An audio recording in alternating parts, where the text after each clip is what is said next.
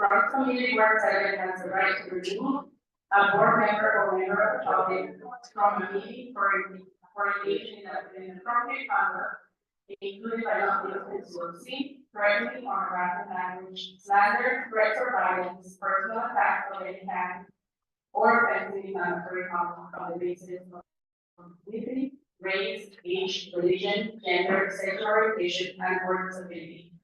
Members of the public who engage in any other behavior that recently impedes the orderly administration of the meeting while at a board meeting shall be removed from the board meeting and discretion of the chair or chair designee. I will now begin with our public hearing by first calling on our elected official council member.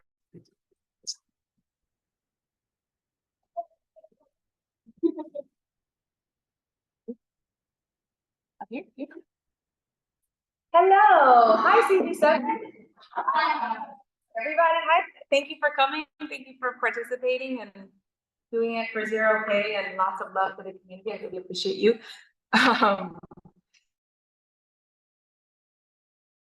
Last public meeting for a general board meeting for the year. So thank you for the fiscal year. You know, us elected officials and government workers were like, Happy New Year on July 1st, because that's a fiscal year. So happy almost New Year. So wanted to share just a couple of things, exciting things that we've been up to in the past. Just last week, we passed the Billingsley Terrace Structural Integrity Act. So you all remember the building collapse at 1915 Billingsley. We, in the sort of aftermath of that tragedy, really displaced 170 people. Thank God nobody was hurt. But displaced 170 people, and we discovered, of course, looking back into it, the building had hundreds of HPD violations, dozens of DOB violations, just, you know, the red flags were everywhere, but the city didn't do anything with this information. And in conversations with the Department of Buildings, you know, it turns out, and many of you might know this, that they are a reactive agency.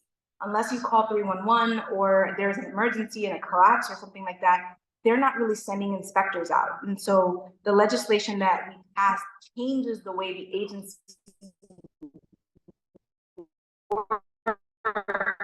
creates a proactive enforcement. These flags, like a building that is not being kept, a lot of violations from different agencies, contractors that may have had disciplinary issues elsewhere, which is important because the worker, the contractors, were the reason for the collapse in this case. They misclassified a load-bearing column, and then the workers pulled out bricks and the building came crashing down, right?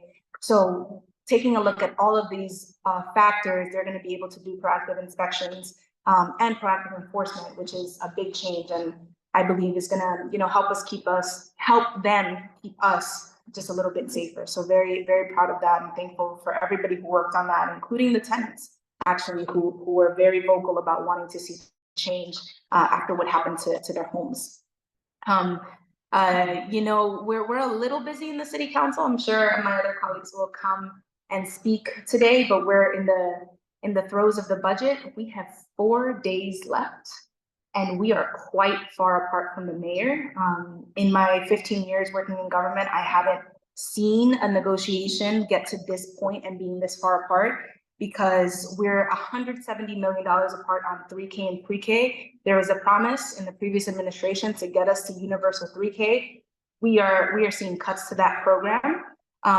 And a lot of the city council members, myself included, you know, we don't want to stand for that. So if they don't get to a budget agreement that can get 26 yeses from the city council, we're not going to have an in-time budget, and that might be historic and all the wrong reasons.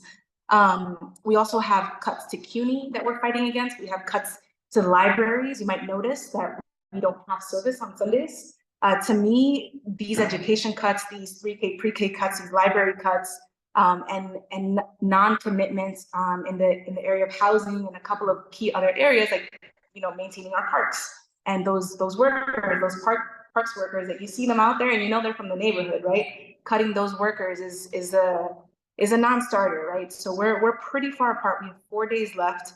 And we wanna, you know, we're hoping at the city council that we're able to find the middle ground. But it's a tense one. So keep your eyes out and let me know if you have any ideas. We're having lots of rallies and trying to, you know, mount the pressure on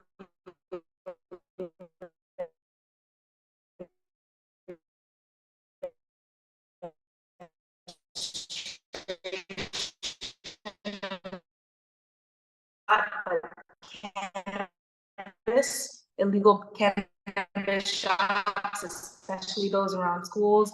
I just want to, my office has been working directly with the Department of Finance, with the sheriff's office and the NYPD. They do joint operations. Actually ran into some folks doing an operation earlier today, and they've gotten a lot of these shops closed, but we know it's not just the brick and mortar stores and bodegas that have gone up and are selling illegal cannabis illegally, but it's also vans and other folks that are by schools. So if you see that, please let us know, because we are working closely with the enforcement agents who can go out and get them shut down.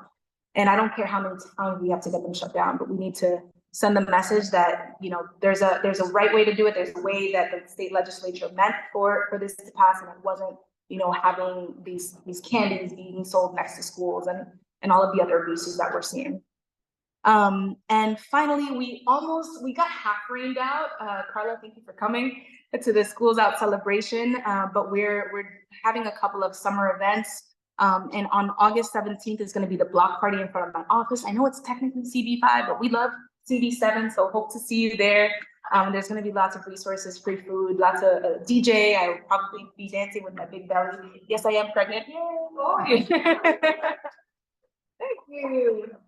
So my belly will be a lot bigger, but I'm very excited to see that. Yeah, and those are my updates. Thank you for, sorry if I went over time, Madam Chair, but thank you for the opportunity. Always a pleasure to see you, and happy to take any questions. Thank you. Well, just a quick question. What was the bill you spoke about in the beginning about the building inspection, so these buildings don't fall down on your head? Yes. Did the bill pass? The bill passed. So what's the bill number? The bill number is intro 904. 904. 904. Yeah. It passed last Thursday, and the Department of Buildings was on board. It's shocking when we get to agree on stuff, but it was a really good negotiation, and we're getting 60 new inspectors to implement the program. Okay. Right? That was us. We did that. Yeah.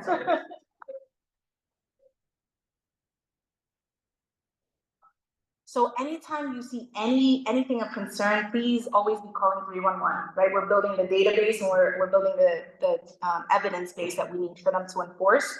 And then they're compiling a lot of different information, putting it together to identify the highest risk buildings and going into those. Okay, thank you. Absolutely.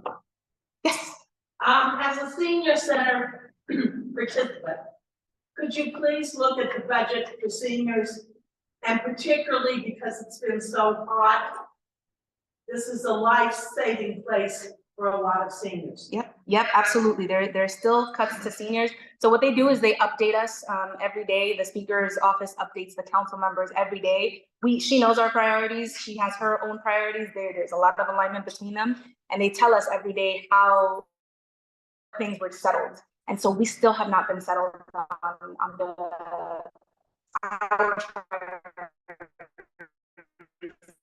senior center. I just remember they were like, don't say they put any public space. Fine. So there's some progress being made, but we still have quite some distance, and senior centers is a part of them. So I know that there's cuts being made. Where is the money being allocated? Where's that money going to? Yeah, so that's an excellent question, and it's one that we're talking about a lot. So the mayoralty and the city council, we have differences of opinion in terms of projections of revenues coming in, right? And what I mean by that is, you know, the city of New York gets a lot of revenue from a lot of different sources: sales taxes, hotel taxes, tourism, you know, transfers from the state, transfers from the federal government. There's a lot of different sources of funding, and some of that we have to project. We have to project how much we think is going to come in based on all sorts of factors, right? National factors, the wars that are happening, all of that affects our projections. And so our projections and, you know, based on what we're seeing coming in from actual live tax receipts are different from the administration by about $1 billion. So we're seeing $2 billion more than they are recognizing in revenues. And so part of the argument is that they're saying we don't have enough, where we're saying, and it's not just the city council, by the way, it's not me. These are PhDs, people with PhDs in economics who are forecasting these numbers, and they're being corroborated by external organizations like the Independent Budget Office, which is non-governmental, and they're also seeing the kind of revenues that we're projecting, right? So that's part of the disagreement. And of course, then there are differences in between where the administration thinks that, you know, some of these monies should go versus where we think that they should go. But again, we've come a long way. There was about $500 million of a fiscal cliff in the Department of Education that at first the administration was saying, like, we're just going to have to cut and we're just going to have to, you know, we're just going to have less money in our schools. And we've been able to make up a lot of that and find common ground, but there's still a ways to go. Thank you. Thank you so much, everybody. All right, and ask me if there are any questions. We have our police officer now. Found by Mr. Montalban.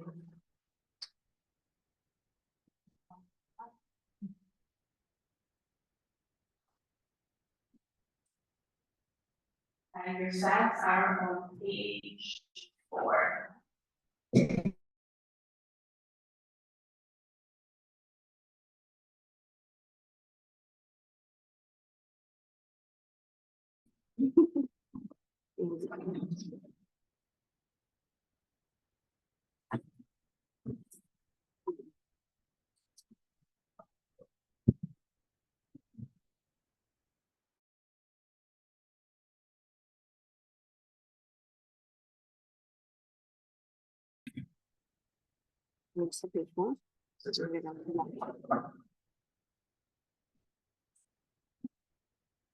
All right, guys, good evening. Give me a second here. It's my first day back after a month being off in the line of duty. I got hurt at work, so.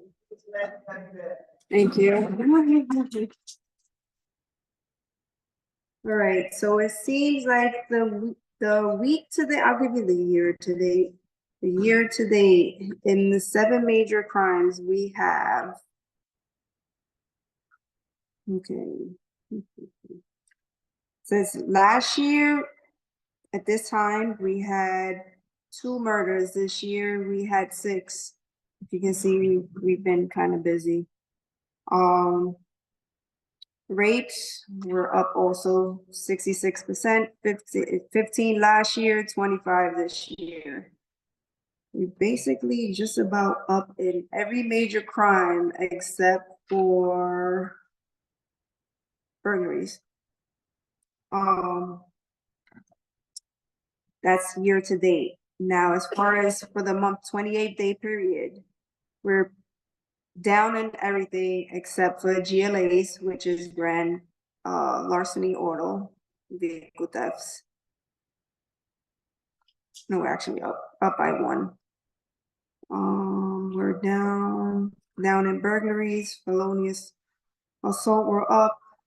If you can kind of read this, I mean, basically the crime is mostly up than down. I'm sorry to say that, but as you know, we are low in manpower. We're trying to recruit as many police officers as we can. If you know anyone, please try to have them take the test. Even if they're not 21, they can take the test at 18, and it's good until they turn 21. I don't know what else to give you guys. I'm sorry. I think we just had an autism walk and we had an open house. It was great turnout. I wasn't there. I was so mad I missed it. But like, you know, your health comes first. In August, we don't have any community council meetings, not until September. Summer, we're off. If you guys have any complaints, please, by all means, I don't know if Carla has my email or my phone number on the agenda.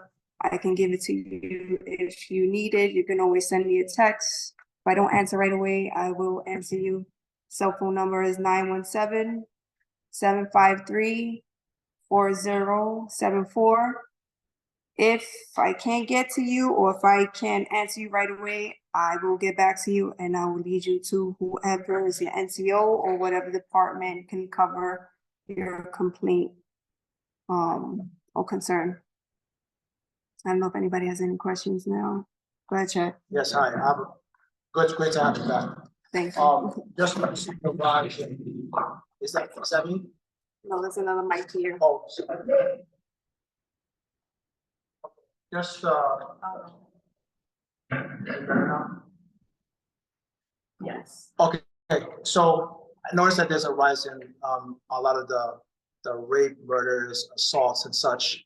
I'm not sure if you have this information. Does any of that rise have anything to do with the park activity, the activities in some of the parks within our district that you know of offhand?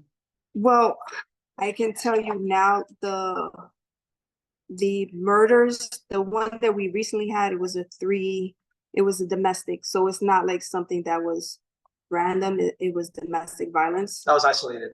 Right? Yeah, Okay. that's so the other 3, I'm not sure what it was, but I know for a fact that 3 were domestic violence.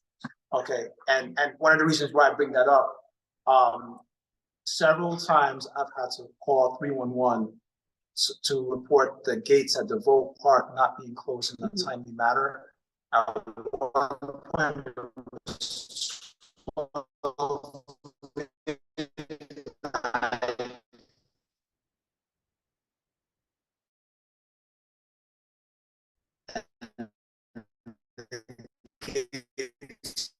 12:30, but 12:30 not closed. I'm just wondering to the parks. Well, So that- park, they have the keys. We don't have keys to those unless they give it to us. But that's like just like a one-time thing.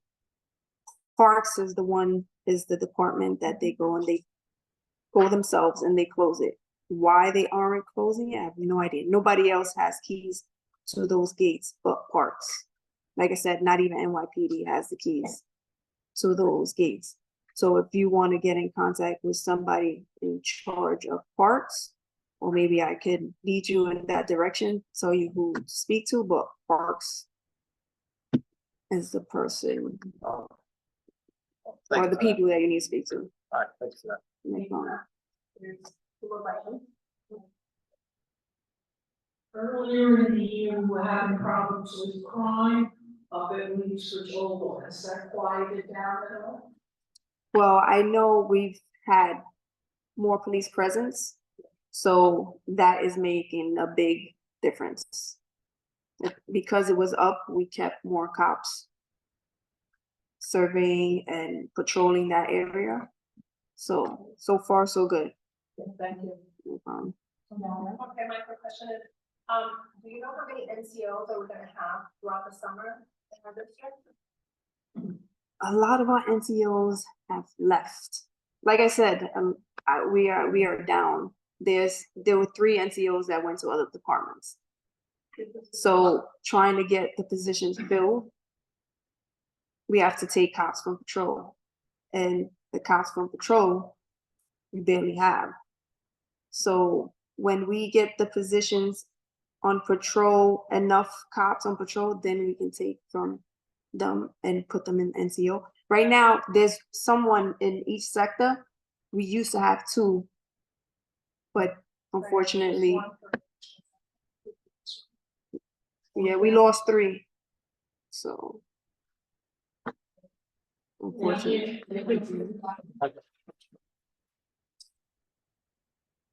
Next we have Joanna Laundrie.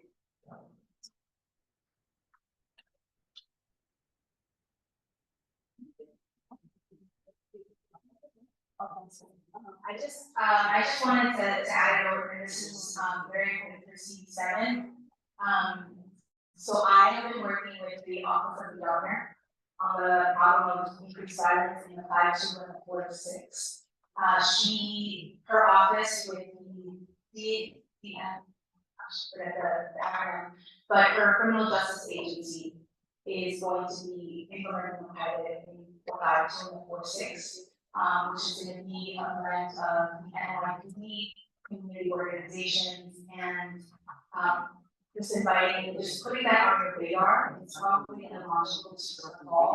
And it's, I the secretary office that, as I say that NYPD is office, community organization, looking at, you know, aspects of crime, from the social determinants, right, from the housing, employment, you know, those kind of upstream interventions that we need more of in our community, all the way to the, you know, end result of kids getting locked up and doing things that they're not supposed to be doing in the neighborhood.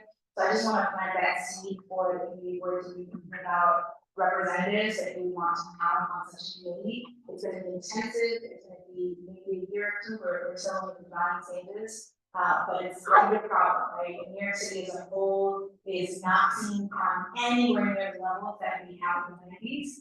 But that's not to say that a place like 4.6 and 5.2 isn't seeing a sharp increase and it's not impacting the way that we live every single day. You know, some of us are scared depending on where we are and what we're seeing. So I just wanted to put that out there for you all and discuss, especially public safety as a board. Thank you. I have a question. Thank How you. can you work on pilot program that's going on? Yeah, to TBD, I'm meeting with the governor's office next week. We're just we're writing it up right now, and then we're going to be sending out the invitations to organizations. But yeah, reach out to my office if you're interested in being a part of it as an individual or your organization or your block or whatever it is. Everybody is welcome because it's an all-hands-on-deck approach coming together to with law enforcement, with community elected officials, everybody's there. I will say every elected official has a newsletter that they send out, so, you know, sign on the website, sign up for it, and then you also gather that information to populate our own newsletter. Moving on, we will be timing everyone for a minute. Please don't walk to the podium as we have some audio issues going on. If you can just grab a mic and then stay right here at the in front of us. Silmara Duarte. Nicosa, correct.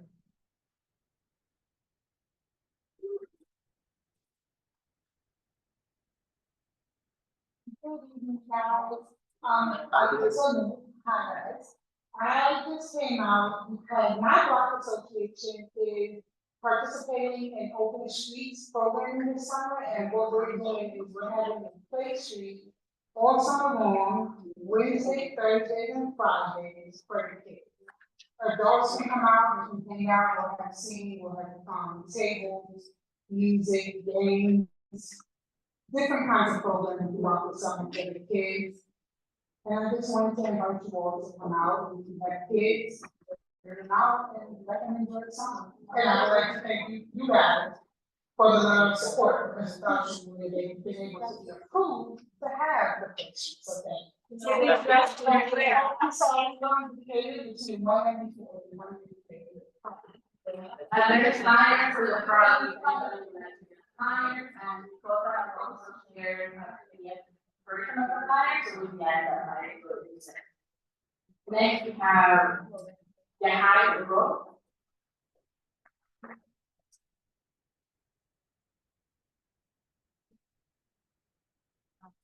Hello, good evening, everyone. My name is Jahai Rose. I'm the Director of Outreach for the New York City Civilian Review Board. Just wanted to come by, say hello to everyone, and just let you know as the summer picks up and the weather gets warmer and many people are out of school, we do anticipate that there will be more police encounters. We do want to leave an avenue open that if an individual feels like they may experience police misconduct, whether it's excessive force,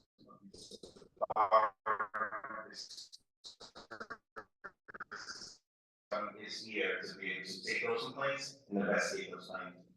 We appreciate the work of the New York City Police Department, but not every police officer does their job the same way. And if individuals do feel like they need an avenue to be able to investigate their claims, the agency is here for it. I want to leave my contact information because we also come out to like community events. We would love to volunteer with some of you, as we go into the, summer for our CCRP care session. So we definitely want to show you that we want to connect with you all on a deeper level beyond just giving you information about the lights. So you can reach me on my cell at 917 208 9320. Number again, 917 208 9320. First name Jahi, and last name Rose like a flower from the CCRP. Thank you all very much. Have a happy. Thank you. I would say, the higher to role and he will be attending our public safety and quality meetings moving forward. Next we have Christian Ramos, followed by Luciana.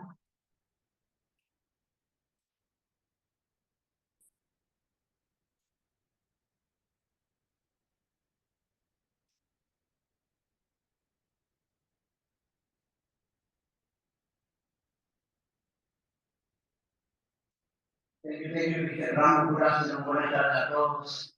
As a business owner, I'm also the Team Merchant Association. We are running the neighborhood for 30 years. It's, I don't know, people around here who already know for a couple years. I will distribute that also, Carla, thank you so much. But what I see after the COVID is changing a lot, the corridor on King's Road. I understand the police department does best, but we would like to pay. And they say try, I turn to say change it, transform. We need more, and it's true to say full park. And it's a game park 2 days before the summertime start. We don't want to see the doors open. I spoke to a park and recreation director, he came and I say, it's around, so we're gonna make sure the park, for she's no more barbecues and games. So we're gonna be focused as a merchant also, be more around and consistent. To be on the parks on the street, I would like to say announce too. Today it's 88, they make the bus line bus station in front of Marquina supermarket. They just put the station up for the bus. We take it on the bus on the station. They just did it with the seats for the old people. So I think it's something the incredibles happen. By the same thing, we cannot build something new on Kingsbury Road if they don't clean it up. The places like sanitation. For example, our España, our congressman, he has another one, reached out to say yes, and I'm kind of elevator on Kingsbury Road. Then I'm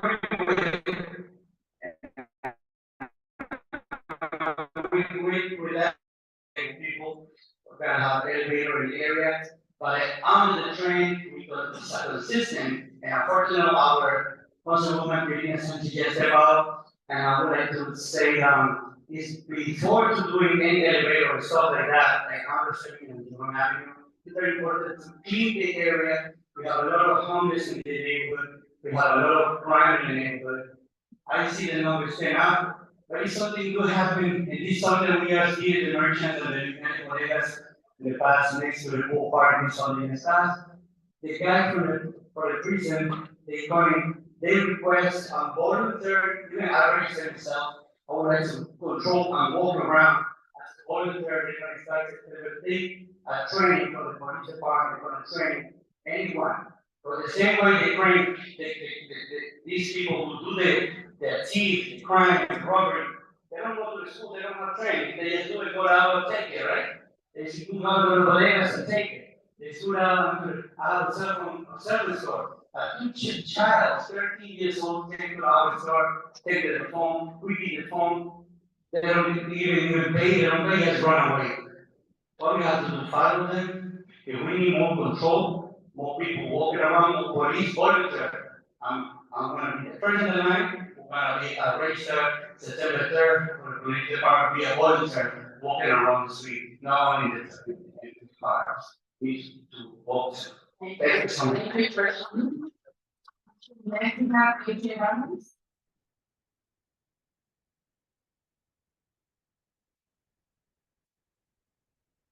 Hello, everybody. Special shout out to the class of 24. Most may vote yes, but you guys should never forget that silence equals death. And as this board continues to waste my tax dollars on meetings for members' personal interests and friends, the rest of my taxes run to bombing children, families, and the universities of Gaza and Palestine, leaving nothing but genocide, death, and destruction as your legacy. As other municipalities and electeds have tried to stop the violence by advocating for a permanent ceasefire, 7, Richard Torres, Eric, and Danny Jenowitz continue to propagate fear and hate in a pure violation of the public's trust and separation of church or temple and state. These deaths and endless bloodshed, many of whom are children and women, is on your hands. May their souls and blood wash over you every night as you try to sleep and haunt you beyond the summer break through your complicity and not trying to stop it sooner. Fight AIDS, not Palestine. Thank you. Next, we have Bob Fernández.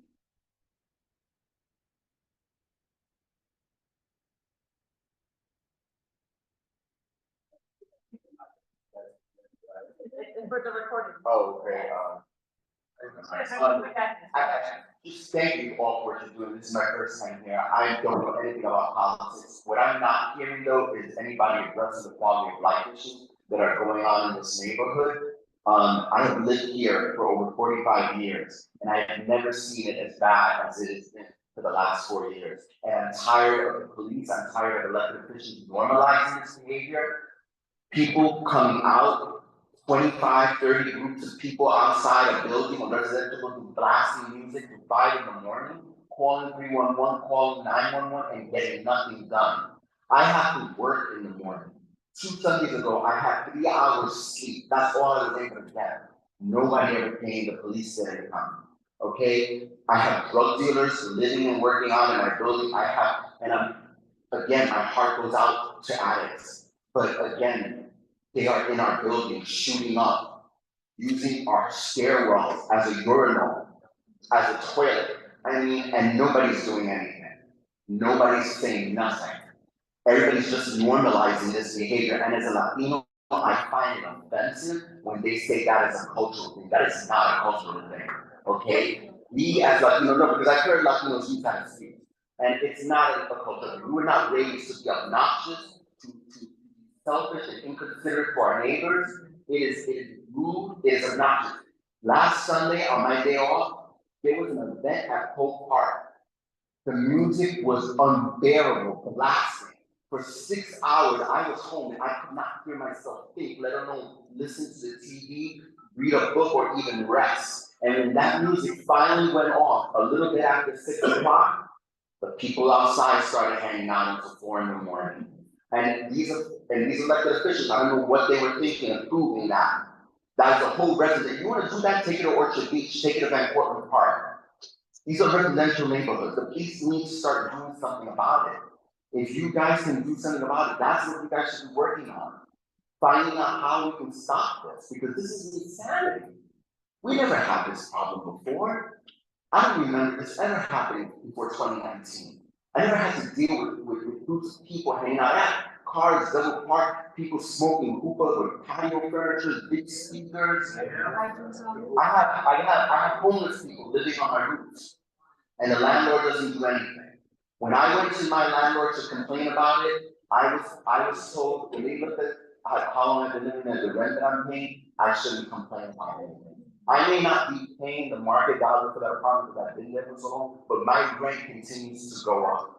And people talk about gentrification. I'm not getting nice qualifications but I would welcome that. I would welcome nice flat ratings. Okay? I'm tired of seeing the neighborhood. Thank you. Thank you, Brother Hernandez. I heard everything from the public. Those 27, 20 grand concourse, huge building right there in concourse, not on side streets. It's right in the corner of 196th Street and East Kingsford Road. Thank you. Thank you.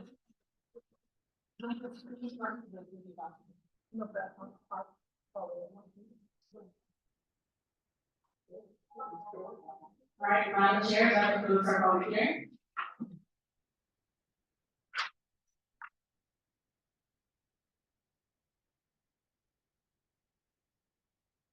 Hi, everybody. Good evening. Thank you for coming out to our last meeting of the term.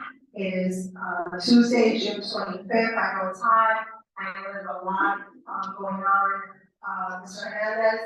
We're with you. I grew up there. I grew up on 196 and Morris Avenue. So I know that the changes are drastic. So, we do understand your plea, we hear it all the time. Just to give you a little bit of clarification, we are advisory. Bring all the complaints, everything. You can send an email to the board, Carla, Stephen, Christiana, or our team. More than welcome to pass it along to our elected officials. We have representatives that are here because we want those changes too. I've lived in this neighborhood since I was 5 years old and I've never seen something like that. So I do appreciate you coming out and voicing your concerns because we deserve quality of life. All of us deserve quality of life, whether it's in the summertime, in the fall, in the spring, no matter the season, we deserve quality of life. And I just want to make that clear with everybody, okay? So we do hear you, and we're gonna try to be the best that we can and give you the resources that we possibly can to help you have a better quality of life in your home. Okay? With that being said, I'm gonna move the agenda over to the district manager's update. Just a quick update, we engaged 403 participants in the Civic Engagement Commission for the 2015 event. We are having a resource fair on Saturday, June 29th, 12 to 3 p.m. At the park. So Mr. Hernandez will make sure to keep the volume down on our teaching. Thank you for bringing that up. Yes, it's 12 to 3, so just and our office is now open 5 days a week from 9 a.m. to 5 p.m.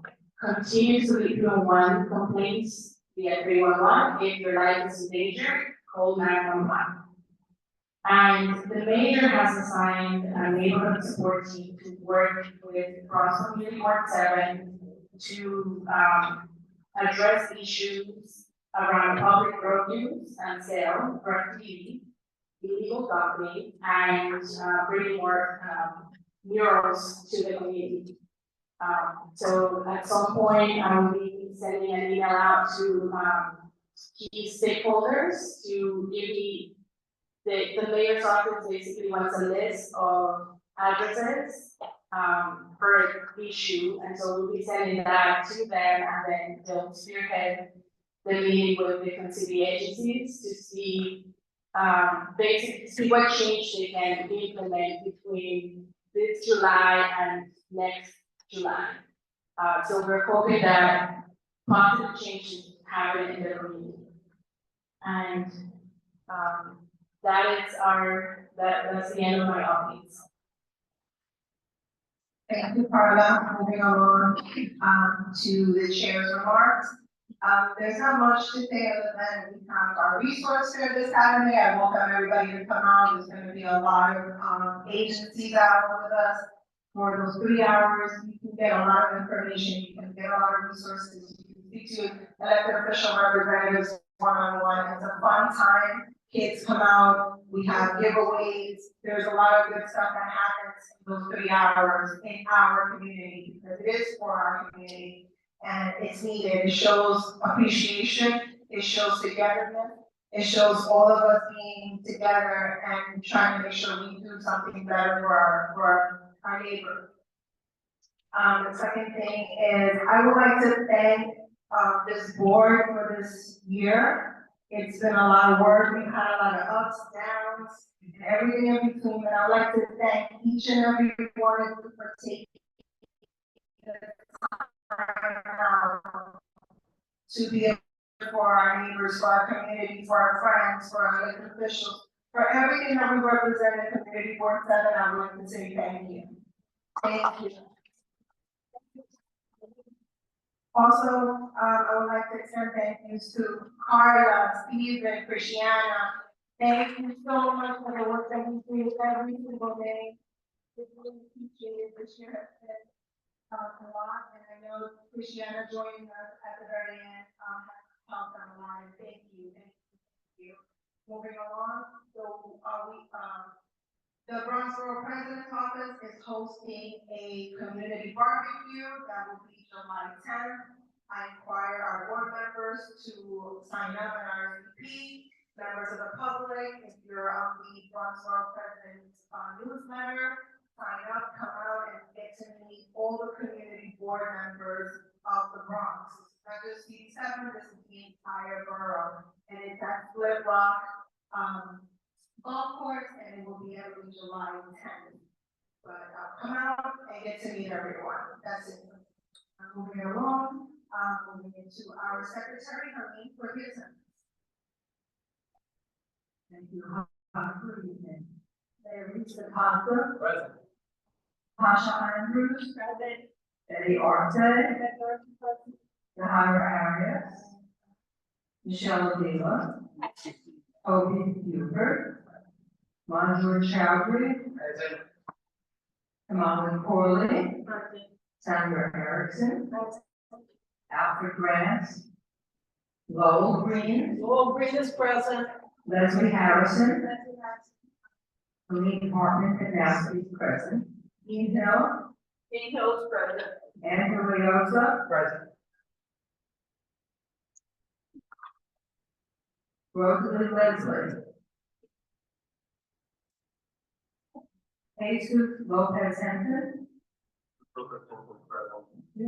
Marion Power Luis. Diana Pena. Edgar Ramos. Robin Roland. Chad Royale. Chevrolet present. Mamadou Salama.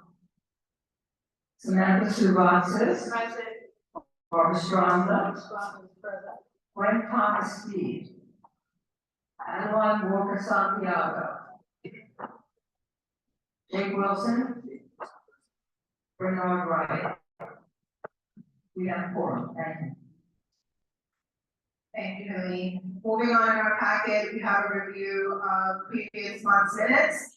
That starts on page number 7.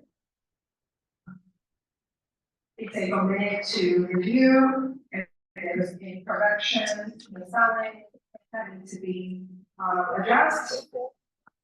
Please let us know so that we can make the appropriate corrections on our bill. Page 17. It's just a technical response. Helene is part of the executive board, and she should be listed as a member. Not just because some organizations, the secretary is not a member of the board. But it should be noted that she is a member of the board. Any other?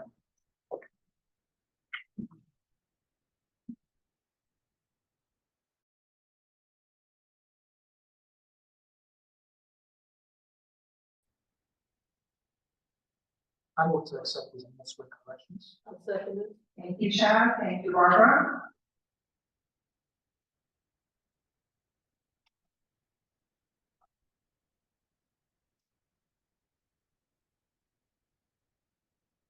Teresa Costa. Approves. Pasha Andrews. Betty Arce. Yahira Arias. Michelle Avila. Okay. Toby Buford. Margaret Chowdhury. Kamala Corley. Sandra Erickson. Green is absent. Lowell Green. Approved with correction. Leslie Harrison. Lynn Martin Kanowski approved. Jean Hill. Approves with correction. Andrew Leosa. Approves the motion.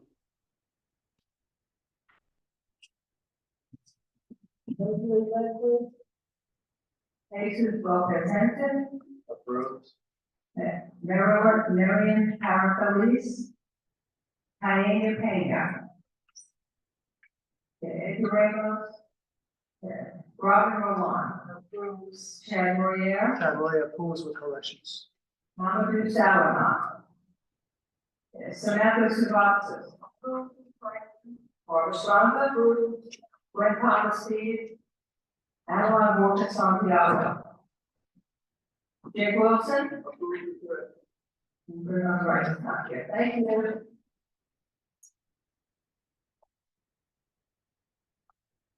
Thank you. Moving on, in our agenda, we have a motion ordered by the executive committee.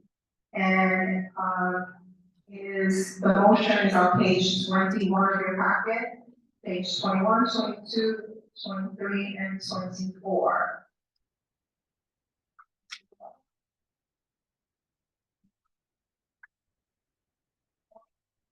So, what we have in our packet is a motion brought by the executive is to send a letter of support with recommendations to the New York City Department of City Planning, CP, in favor of the proposed zoning amendments pertaining to City of Yes for housing opportunity. And this is under ULURP number N as in Nancy, 240-290, Z as in zebra, R as in road, Y as in yo-yo.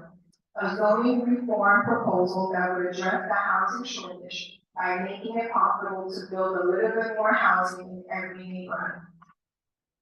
Okay, so that is on page 21. I want to say that this was brought to our housing committee. We had a public hearing. There was no quorum met, so the housing committee could not vote on this, and it was brought to exec. This is why we're having this motion here as well. This was a lengthy and very painful motion to put together, because there's different sections as you see. There's a low density, there is a medium and high density, there's a citywide, and there's a miscellaneous section of the motion. So us as an executive body went through each and every one of those sections one by one and took a vote and inserted recommendations and comment. And this is why you're seeing the motion the way that it is. So I'm going for everyone to take a minute to review it, and then I will read what the motion is to just to and then the motion. And I also want to thank our New York City Department of City Planning for being here with us. These are any questions?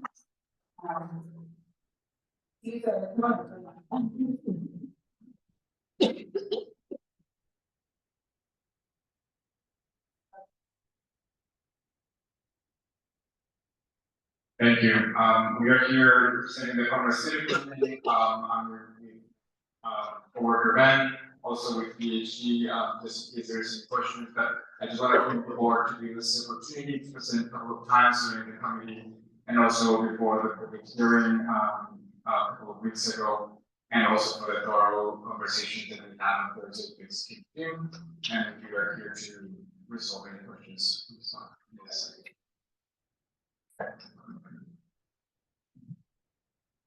Thank you, Caesar. Thank you. Welcome.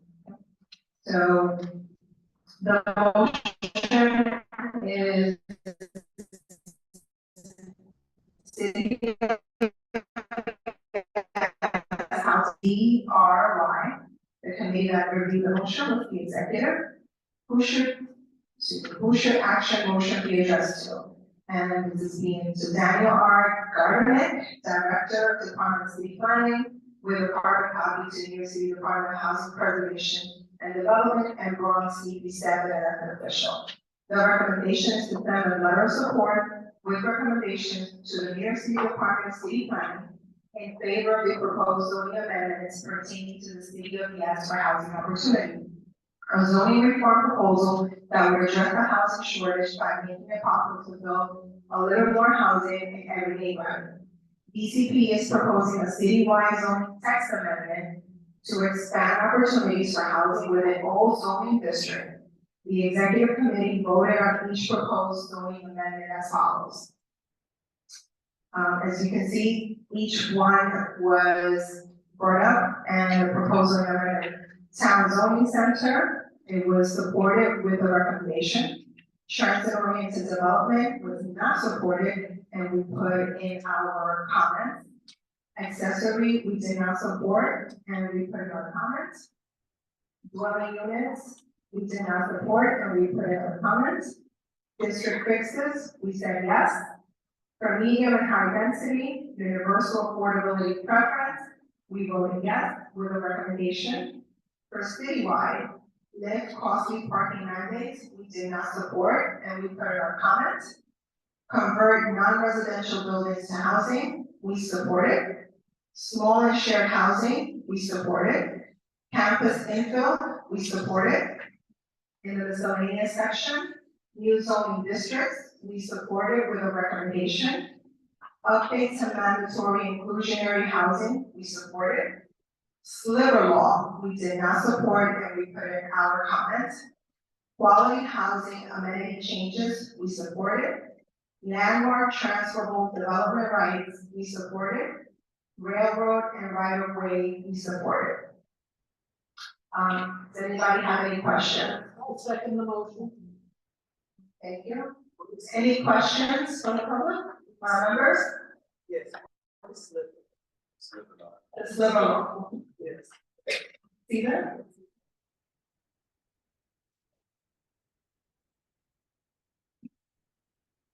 Hello, so thank you, my name's Ben Hunt, City Planning. So the changes to the sliver rules, slivers are a term that we use for small lots that are found throughout the city, so they don't conform to your typical lots, like, you know, if you think of a block of row houses, and then at the very end, a road came through, the lot at the end, it's not the size of the other lots on the block, it's smaller, so this is called a sliver lot, so we proposed some changes that would make it easier for someone to come in and potentially develop it, because the way that the rules exist right now, they're essentially like impossible to build on. So we're trying to address these like really, really small lots, and we propose some changes to it, which I don't, right on top of my head, but I have some more information. But that's what a sliver is. Yeah. Thank you. Well, I don't know exactly where it is, but it talks about putting apartments in basements, and there's a reference, rules and regulations are under discussion and will be coming up soon.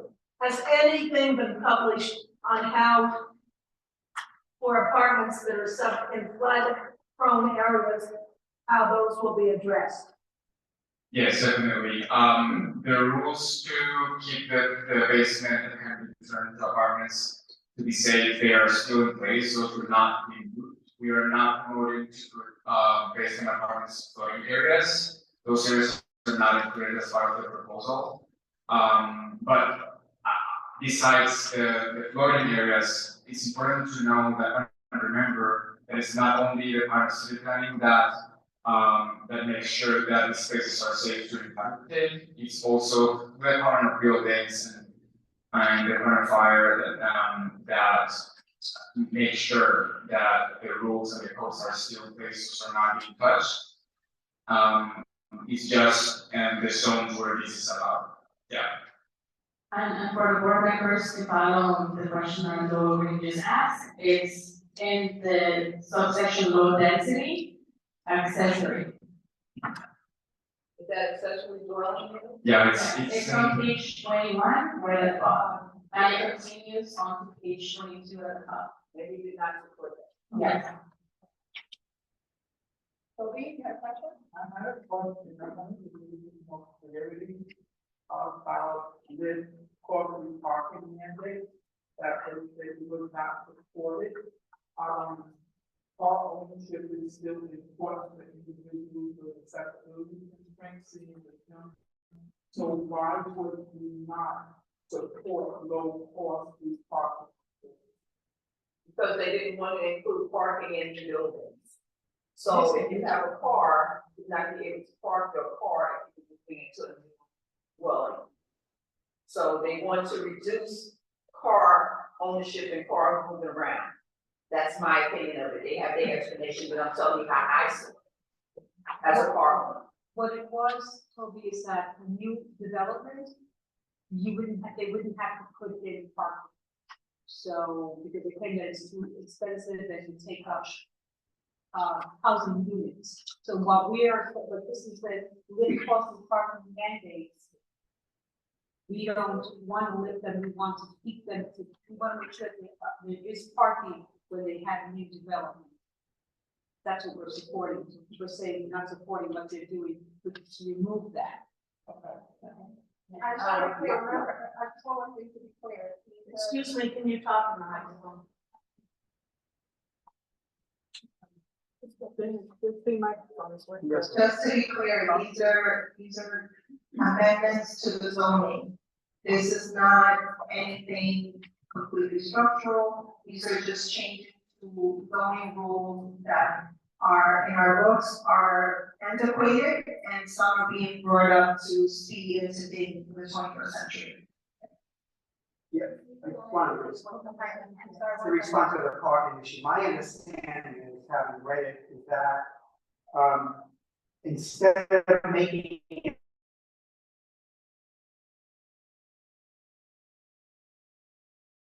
sense it's optional. They're saying to the developer, hey, if you want to put in parking, you can. If you don't want to, you don't have to. And the reality is, you know, the amount of space that's dedicated to a parking space, they could get more from rent, even though there's more money for maintenance than rent. Correct. But so it's kind of like smoke and mirrors. You know, they're not saying you have to put in a certain amount, they're just saying it's up to you. No, he's correct. You know, right now, in anywhere outside of Manhattan, specifically boards 1 through 9, parking is required. So for large buildings, for 50-unit building, there's certain requirements for parking. What we've seen over time, this is very expensive for developers to build a building with this additional parking. And we're running out of space. We're either building housing or we're building parking. And I just would like to add, more parking adds more cars to the roads as well. And so there is some like additional demand that comes.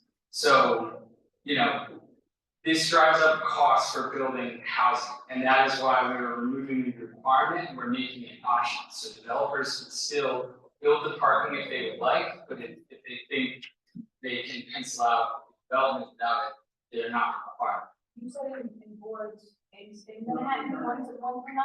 We've already lifted this requirement in Manhattan, community boards 1 through 9. It's called Manhattan Core Parking. It was a zoning text amendment we did, I want to say like 10 years ago, and it's been effective in building additional housing and not just parking. Hi, so clarifying question about the vote. Are we being asked to vote today on executive committee's recommendations? Right, where the executive committee, like I said, looked over each and every one of these items, and we voted extensively, and we put in our recommendations as to why we were saying yes and why we were saying no. Right. That's why we put it in this order for everyone to understand, because it is lengthy. There's a big packet that was sent out to everyone electronically. It was public hearings, one done in our office, one done with us, another one done by the Bronx Borough President's office. I believe there was some other elected officials who had them. So we just narrowed it down so it could be simplified for everyone, because this was very complicated. So if we disagree, well, if an individual board member disagrees with one of the executive committee's recommendations, then We will take your recommendation we will add it to our motion. I see. Because what I was worried about was it's all or nothing. Like, Right. do I have to, if I disagree with one of your recommendations, do I have to vote no? And, you know, basically. Well, if you have, I guess if anyone has a recommendation, tell us now before we take a vote, because we do want your opinion, we do want your recommendations of the law. Well, I don't think it would be helpful in the sense that the executive committee voted on the votes. It would be helpful. No, it will be helpful because this was just our interpretation and how we broke it down, so it'll be easier for everyone to understand. I think this is gonna be a possibility of a long motion, because people were gonna take their time to read it and have their own recommendations, or wanted to add or take away from what we read. So sorry, I have a procedural question, so in asking, if we vote, and say, well, particular recommendation, we disagree. Well, if you disagree with one of our, if you disagree with our, if it's the recommendation you disagree with, we will take to note your comment. So we should do that as we're passing it, or- I'm gonna try to do that before that, so that everybody gets a chance, if there's something that they want to add or retract from it, that we want this to be the clearest motion with everyone's input.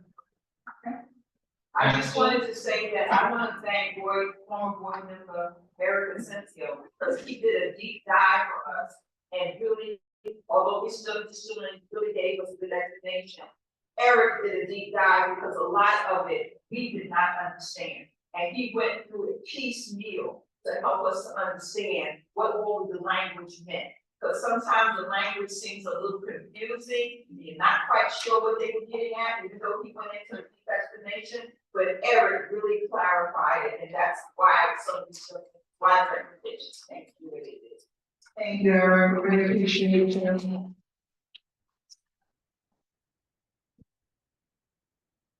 Adeline?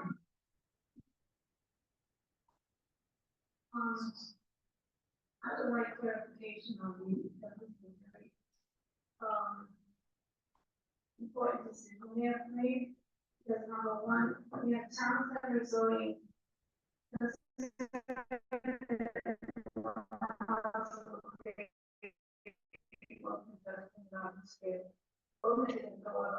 Homes that we have, and buildings that we now have on Marshall Parkway, 40 stories high. There's a lot of stuff we don't understand to vote on this. At first I was for this, I was listening to the videos at home and voted, but then I went back. I looked at Survey Garden. And it's congested in the community, the buildings going up like crazy, as it is right now, as I'm saying. And we don't have any services that we need in our community. And I wanted to also ask, is this being equally done in every single borough in the city of New York? Is it equally done in that have and as well as the Bronx? I don't know if the Bronx people would doing, some of the Tracy Tower buildings, over the Tracy Towers, I'm taking for it. I'm just saying, we need to understand what each one is to vote on this. But I have better yet than to know, suggestion. This is automatically going to create an adjustment. We have it on 190 days, we don't even have a tax day to go to. Yeah, Adeline, thank you, that's, So I'm just you wondering. know, that,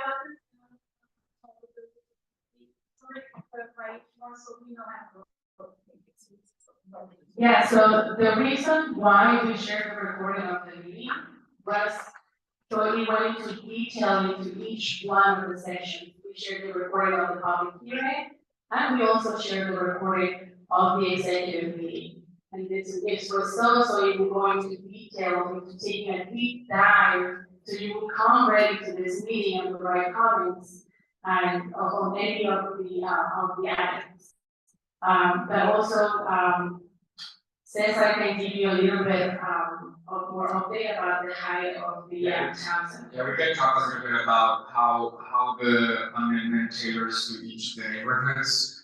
As you see, the amendment is divided by lower density and medium density, high density. Also citywide and miscellaneous. That is the way we approach to tailor to each specific type of neighborhood.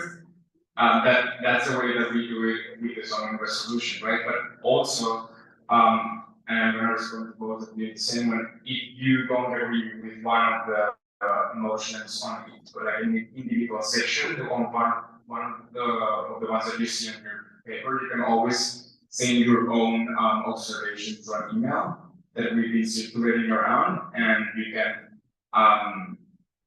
give your entire observation to each specifically or to the entire amendment, and it's housing opportunity at planning.nyc.gov. And we will be happy to release the specific observation of either if it's an entire amendment or each of the sections. And yeah, that's what I wanted to add. Also, for the board members, Carla, Stephen and Christiana did a great job of sending out a few emails with the links. So this is what it looked like. This is what we went through, one by one by one. And we had a packet that explained every single thing. We had DCP at several town halls. They were at several meetings. The VP's office held their own public hearing on it as well. It's been recorded, it's online. A lot of this information was blasted out so that everyone can have more of an informed idea of what this was. All of us sitting here, trust me, we were sitting there past 9 o'clock at night going through this and making sure that each and every one of us, if we had a doubt as to what we were voting on, we had clarity, and that was Eric was involved, Caesar was involved.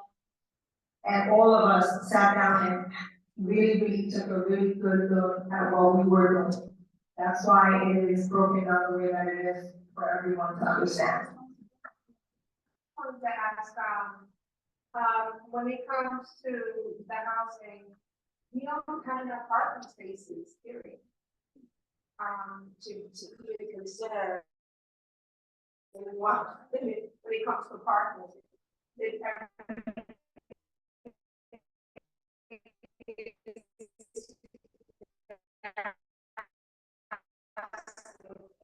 Any place, because they can't move their cars. They don't want to take transportation because they're scared right now with taking transportation. So there's really, we think it's just so limited. This is just a point of concern. I realize you might have taken things taking hours. I get it. I did that. Maybe you sent out information, but in hearing some things now and having a chance to look at it and do it, that's just a really big concern when it comes to me. I also want to clarify that on page 22, where it says citywide, and it says lift costly parking mandate, the executive voted to not support. And then the recommendation is that car ownership is still important for individuals with accessibility constraints, seniors, and families with children. So the executive committee voted to not lift the mandate. No, I understand. I understand what you did. When I'm talking about, when we start talking about more housing, period. It's not about what you voted for or against, but when we start talking about more housing in the Bronx, we don't have any areas to even park. You know, that's what I was talking about. It's very congested here, like, it's not very congested. There's nowhere to park, and then that also has to do with clean air. When we talk about the quality of living and quality of life, you need to be able to have the air. You don't have it if everything is congested.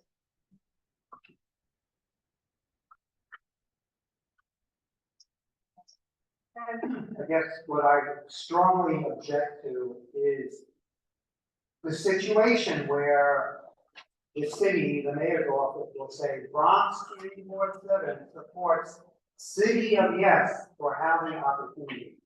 You know, I mean, you guys spent a lot of time going through each individual item. I don't understand why the city doesn't have the capacity to record those votes. So board 7 will be yes for number 1, 2, whatever. So they go through the city, because right now what they're gonna say is the vast majority of all the boards in the city support City of Yes. And that is absolutely not true. It's just, it's like the fix is in, my hands are tired. Right now, I mean, I object to almost half of them, but I'll vote yes, because I don't have a choice. And I think that's really unfair. And it should not, yeah. And we everyone, all board members on this particular motion, we always, all of us have had a choice. You will either vote yes, no, or abstain. We all have that option on this motion to say. But this is the motions presented, that's not accurate. I understand it, but we had an obligation to sit down and go through all of this because there is a time constraint where we have to say, as a collectively as a board, do we go with this, do we prove it or not? So in order to make it easier, because we knew this was going to happen, we talked about it at length. This is why it was broken down the simplest way possible, and we all agreed to break it down this way so everyone can have a better understanding as to why we got to where we got. And these are. It is very important to remember that it is not yes or no. The motion is yes with conditions, and that is the way that it's recorded in the public system. Yes with conditions, and conditions are the sentences that you see here, and those are counted when we draft the very last amendment. We take into account those conditions and consider this whether a majority and accept the public to include all of the initiatives or not. For example, for the city of guest housing, city for economic opportunity, not the entire amount of the initiatives made it at the end because of the input that we got from the community. So it is very important that it is recorded as yes with conditions, and the conditions that you agree or not are recorded. I just want an example of what to convert non-residential buildings. Does that mean like, the Wayne Green, that was that's not affordable, that's no longer, in business. So when you say convert non-residential buildings to, how is it the Wayne Green type of situation? I can answer, yeah, no, that's a really good question, right. So the way that this initiative has worked is they take large office buildings, usually in Manhattan, and, you know, they're the right size, they're too expensive to tear down and rebuild this housing, but they can convert that empty office building to housing. Right now, the way that it's written, only buildings built before 1977 apply for that conversion. We're gonna change that to 1990. I highly doubt that they're gonna come for the Dwayne Reed. That building really only makes sense as a similar type of big box store. This is really targeted towards these high rise commercial office buildings in Manhattan. And we'll go from 1977 to 1990. So buildings that were built in the 80s that make sense and pencil out for someone to convert them, they would have the opportunity. So.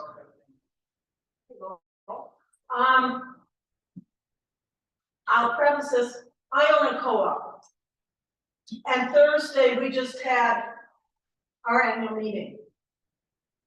80% of our budget goes to insurance and Con Ed. And it says, you know, they talk about affordable housing and new housing for people. None of this whole discussion are we talking about these fixed costs of how we're gonna lower insurance costs for buildings, for private homes, whatever, and how are we going to see that Con Ed costs don't keep going through the ceiling. And nobody is talking about any of that. And I think it's unfair to talk about, you know, new housing, all this, without talking about these fixed conditions that we, as a homeowner or a renter, can't do anything about.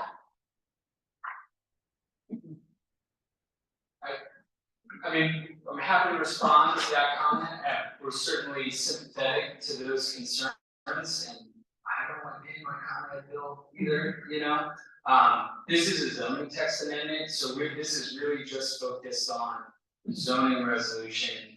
And the tools that we need to build more housing and, you know, have more supply to make it more affordable. That's really the point of this is the zoning text amendment. However, I don't want to discount these other concerns, and that's helpful feedback that if there's other ways that you can, you know, get that information over to us, if you wanna, like Caesar mentioned, the email address, talk about these other things, cost of housing, that'll be helpful for the record. But just this is a zoning text amendment that usually it doesn't touch insurance or electricity costs, unfortunately. And even when we can, I'm just gonna repeat, even when we cannot intervene with those topics, we do take into account affordability, meaning we create space in the zoning resolution to increase the amount of affordable units, even when we don't control how much affordable it can be, or we don't control a mass, for example. That's not in part of our scope of work. We do, we are promoting to increase the amount of affordability in terms of the amount of space that can be created. Yeah, but that's not something that we can control. The rental thing where I think they need to increase rent upon whether the legislature like that every just passed. So what is affordable? What is? No, that's a catchphrase that nobody can really give you an explanation of. Because affordable means whatever they say. We have someone interested in that is a representative from housing preservation and development that maybe is.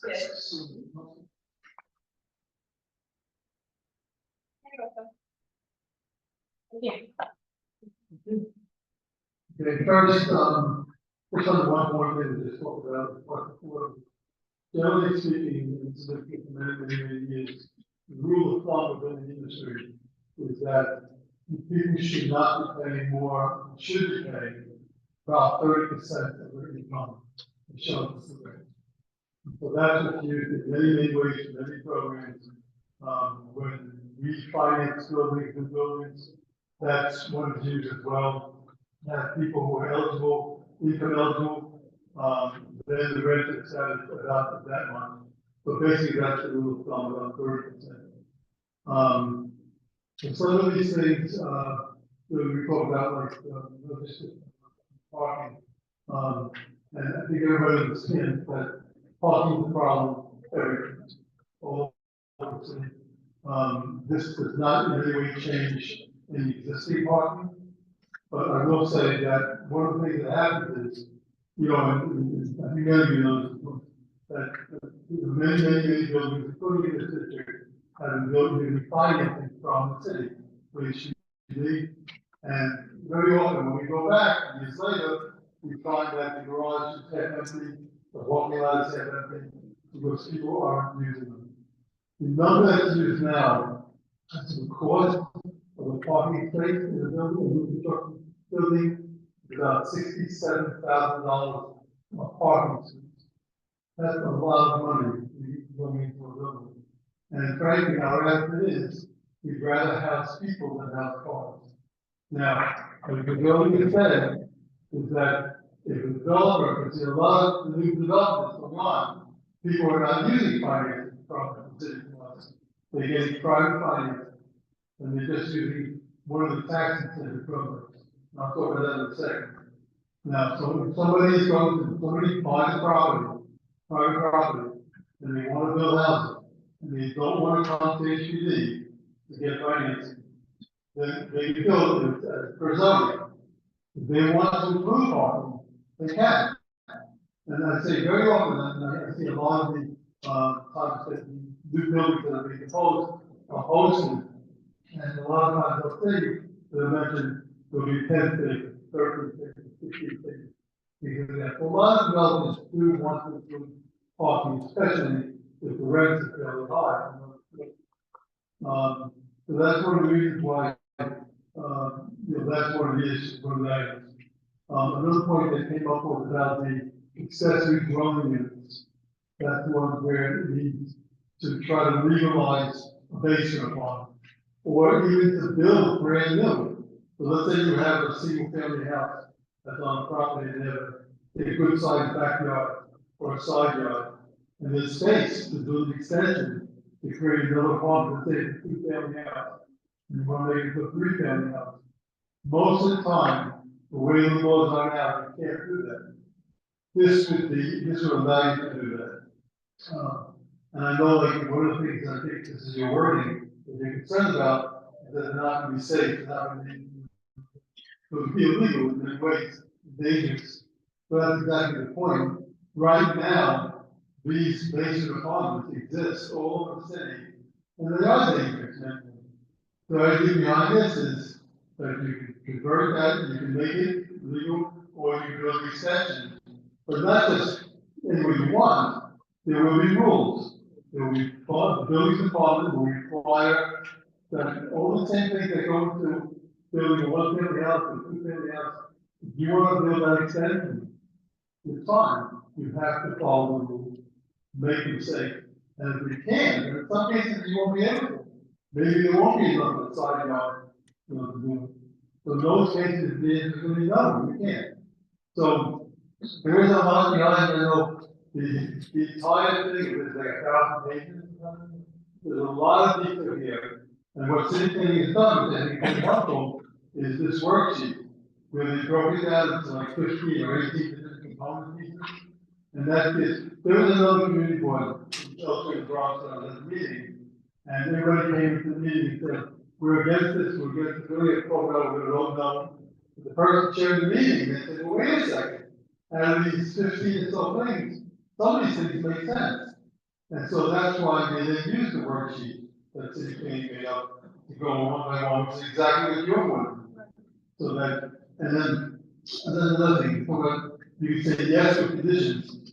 Modifications is another word, but I think maybe it's a little more helpful that you might want to say overall, the whole idea of every district doing a little bit so that overall for the city, there can be a good increase in the number of housing units if everyone was their part. But there are some things here that you may not like or agree with, we understand that. And so you can say, we vote yes with modification.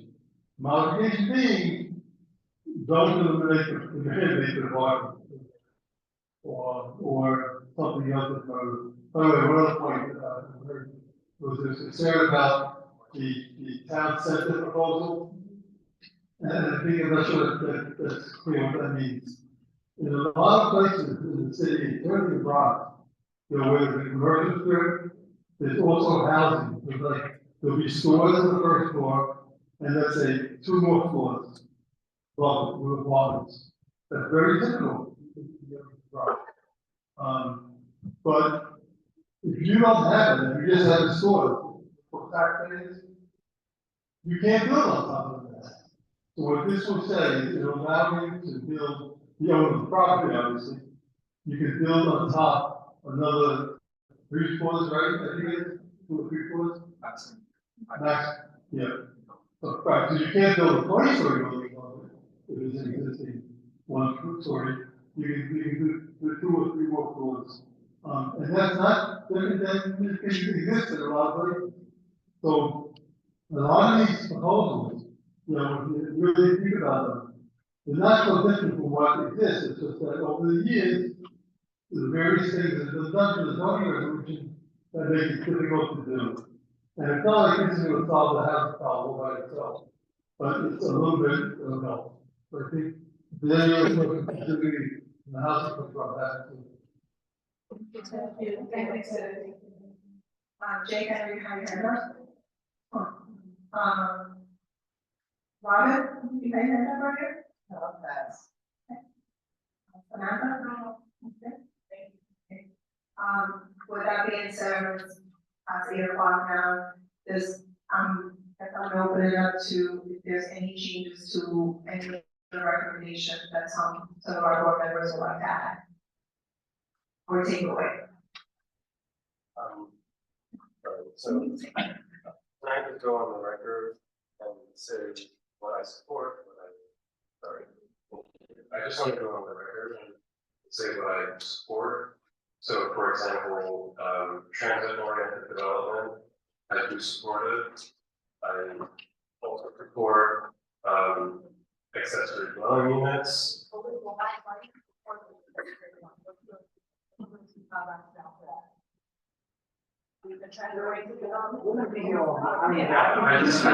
go through this. Can't do that.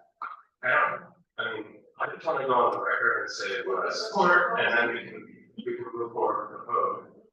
Go ahead. Yeah, supporting transit-oriented development, supporting accessory dwelling units, supporting lifting the cost of parking mandates, and supporting the solar law.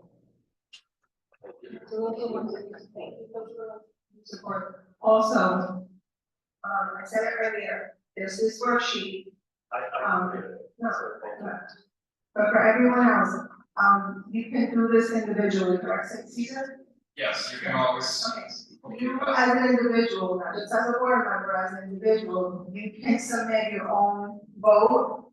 This is what it looks like. You can submit your own vote with your own recommendations and your own ideas. Like he said, everything is being taken into account, whether you vote yes, no, or, and give a reason why, it's all being taken into account. Not just what we've done as a body, but you yourself as an individual, as a resident of the city, your voice can be heard too by answering this and submitting it. Okay? Robin? Yeah, I'm still like everyone else, like the way this is put together, like I say yes, and rather, okay, I say yes to this vote, rather than going through all the things I agree with or don't agree with, and everyone else doing it now feel evening.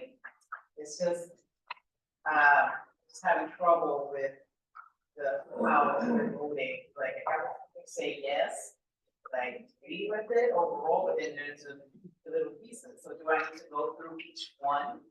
Do we all need to go through each one and say yes, we agree with it, don't agree with it? I think what we tried to do was, as the executive board, we tried to go through it very diligently. And that's why I committed to both of these gentlemen for doing a deep dive and explaining in very minute detail, because I had 10 jillion questions. And Eric really helped me out a lot, because the language confused me, some of it, and these gentlemen who are don't remember your name right now. So they really went through it piecemeal. So what we're basically saying is, these are the recommendations that we came through after beating it to death. You still, as an individual, could go and submit your own individual opinions of how you feel, but we're asking you to either accept or not accept what we decided on when we did the questionnaire. But then you have the opportunity to have your voice heard. Everybody's voice should be heard. And that's what we want to make clear. This is how we as the executive committee voted, and you'll either say yes or no. But you still go online, like the two of you have questions, and other people here have questions. As an individual, you still have the right to go in and vote for yourself. I just think I understand that you could, that as an individual, we have the right to vote, but I'm saying as for our vote here as board members, I'm just trying to make sure I understand how I'm voting. And it's just, it's either yes Right, or no. wait, so, okay, I'm gonna explain this, so this is the motion. Right, so now, the motion is being discussed.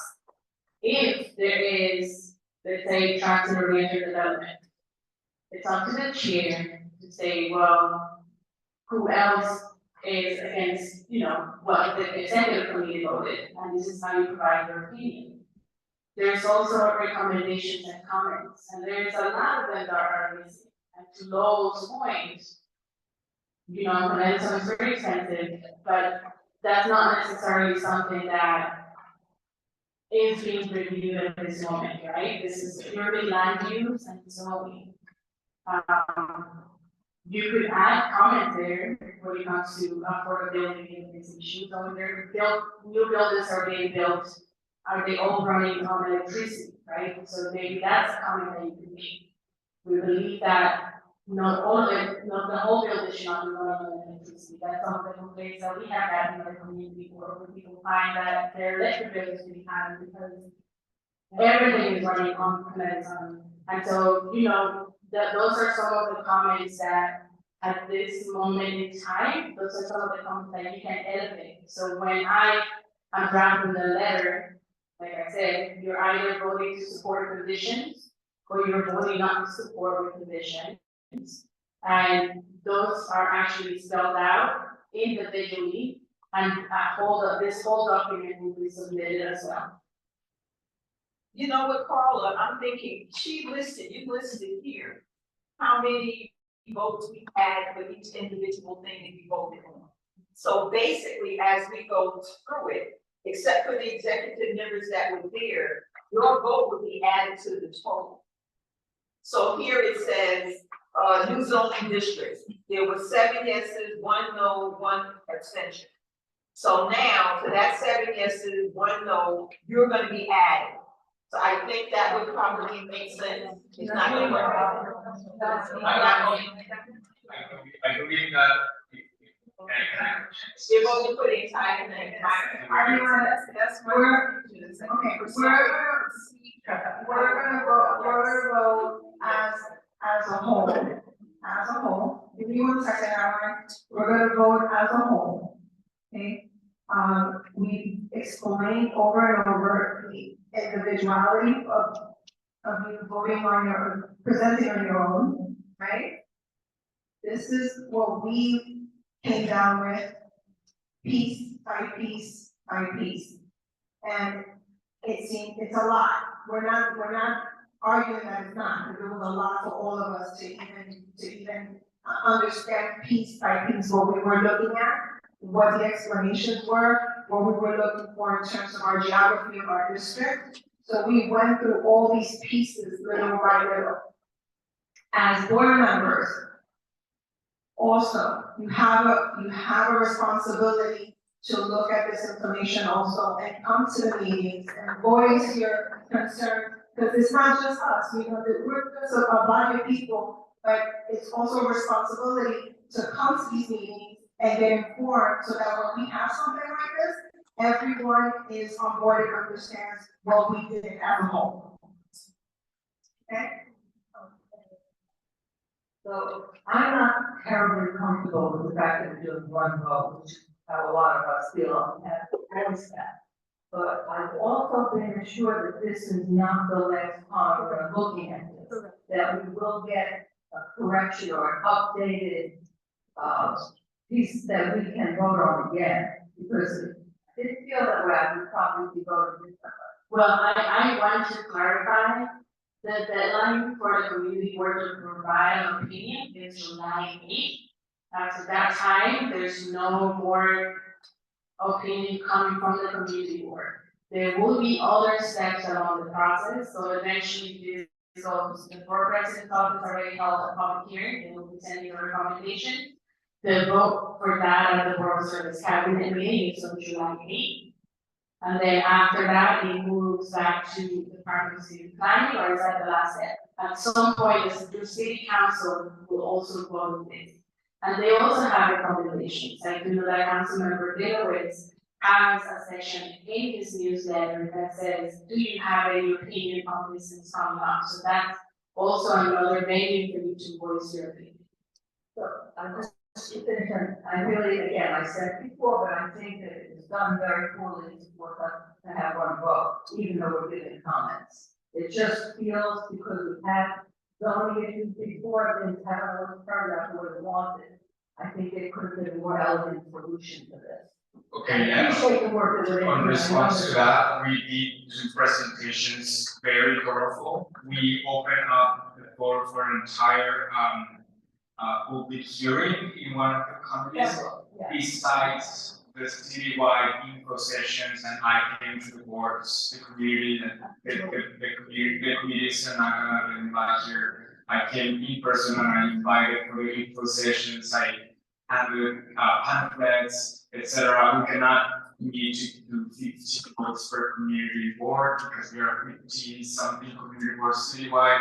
So yes, the part of the outreach to the communities, one portion go to council, or president, and yes, and just to correct, we won't come back with a revised version for another vote. This cannot be that slow. The reason why we are doing it because it's very urgent to start producing the housing.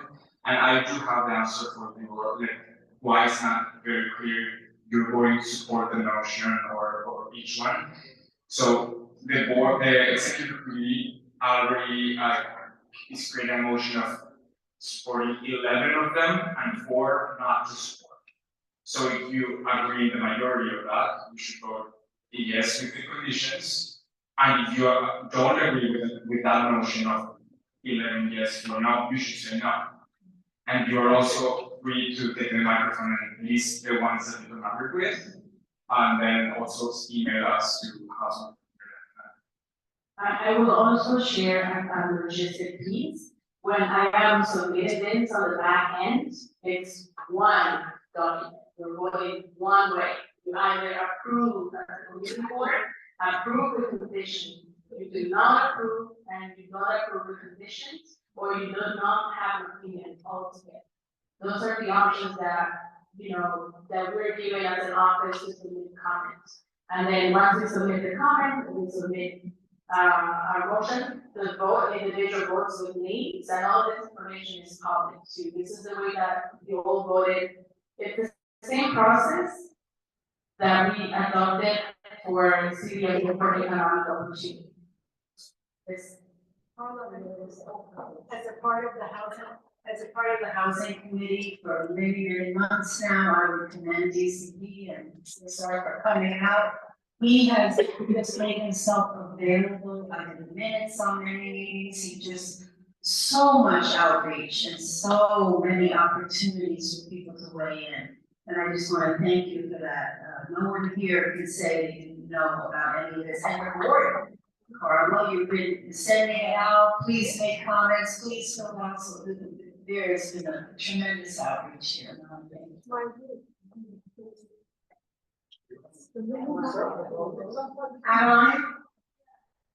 want to mention that 10 boards voted no for city of New York. And some of them voted conditional favorable, and unfavorable, conditional unfavorable. And in the Bronx, 10, 5, and 6 voted no. 9 voted unconditional favorable. These are our neighbors, the Bronx. So I would agree with this. I look at this and I think same thing, they have a lot of conditional favorable, conditional unfavorable. Nobody's voting yes or no, but they're voting no. That's what this means. This means conditional favorable. And then also in the Bronx, there's 10, 5, and 6 voting just plain no. That's their vote, so this is what we're doing, we're having a discussion over it so that we can. And your vote the same, you're saying unconditional favorable? Well, unconditional, in my opinion, means no. They may just wanted to say something else versus a no, but we all have the option to vote yes, no, or abstain. Do we have any veto rights when construction's happening? Do we have any veto rights as a board? Yes. Yes, we do. They do come to the board. We do go through the same process. That process has not changed. We gotta remember, this is zoning amendments. This is not changing how construction is being made. This is not changing anything that's already in place. This is just a zoning amendment to put everything up to date so that maybe better things can happen in our neighborhood. And we've gone through each and every one that has been brought to us, and we voicing our concerns, whether we support it or yes or no. And Adeline, just to clarify too, as of right building, as of right development will still be happening as it is right now. Any ULURP will still go through the ULURP process and come before the community board. We call the vote. Yeah. I need clarification on the motion. I'd like to know where did the language come from? So I would agree with send a letter of support with recommendations, blah, blah, blah, blah, blah, blah, ULURP number, blah, blah, blah, period. Why do we have an emotion? I think this is opinion, and I don't know where it came. This is, in fact, me saying, a zoning reform proposal that would address the housing shortage by making it possible to build a little more housing in every neighborhood. Like, where did that, I mean, who said that that's what this does? And why would that be in there? That's political, and that came from the city, and I object to that. It should be, we're voting on the info, period. We don't need to be told what it's going to do. There may be people who object to that. So where did that come from? That's from the actual. But that's what the zoning change is doing. That's your opinion, that's an No, opinion. that's literally what's trying. I think that's an Would opinion, this- I think that should be in there. Would this sound better, Andrew? Send a letter of support with the recommendations, with conditions and modifications to the New York City Department of City Planning, DCP, in favor of the proposed zoning amendments pertaining to the city of Yes for housing opportunity under the unit number, period. That makes sense, everybody? I'm gonna read it again. I'm gonna say it again. Send a letter of support with recommendations, conditions, and modifications to the New York City Department of City Planning, DCP, in favor of the proposed zoning amendments pertaining to City of Yes for housing opportunity under ULURP number N240-290-ZRY, period. All agree? Agreed. So that is the motion. Awesome. Thank you, Chad. And we'll take a vote. We're taking a change on the motion, the name of the motion. This is just renaming the motion.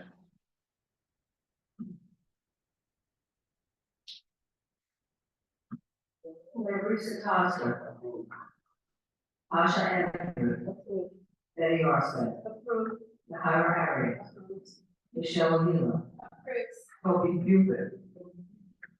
Marjorie Chowdhury. Molly Corliss. Sandra Erickson.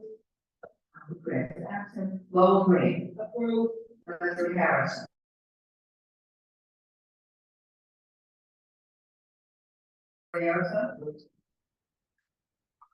Roseland Redwood.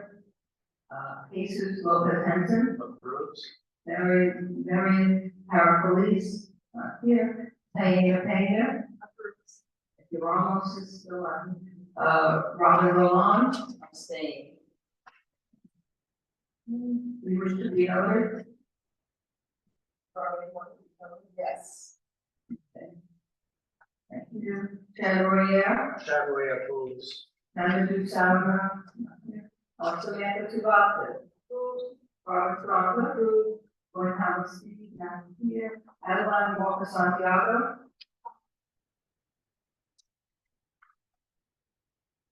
And Jake Wilson. Not here. Good.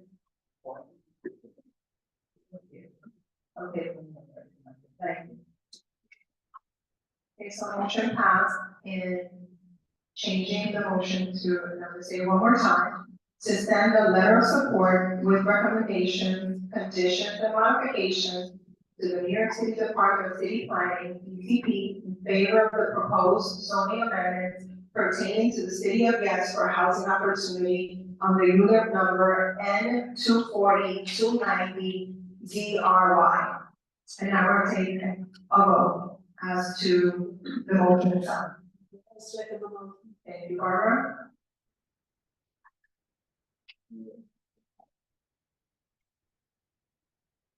Larry Costa. Asha Andrew. Betty Arson. No.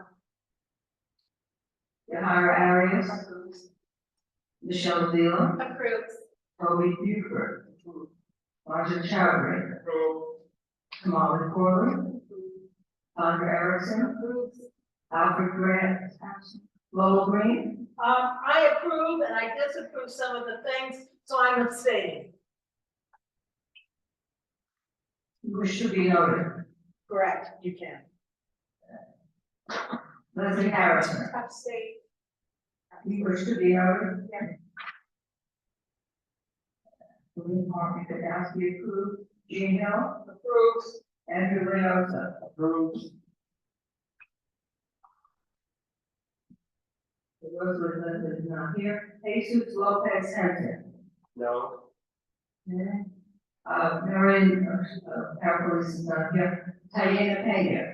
States. And you wish to be noted. Yes. Ramos is not here. Robin Long. Abstain, and I wish to be noted. Thank you. Chair Yes. Mamadou Salaro, so now the two boxes. States, and I wish to be noted. And Barbara Strong approved. Gwen Thomas Speed is not here. Adeline Walker Santiago. Okay, Jake Wilson. Jake here? She works here. Okay. Thank you.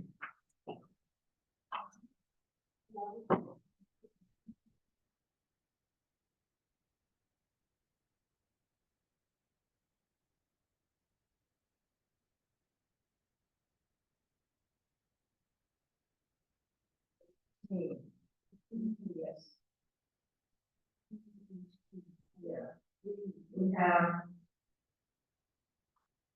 3 no's. 13 3 no's and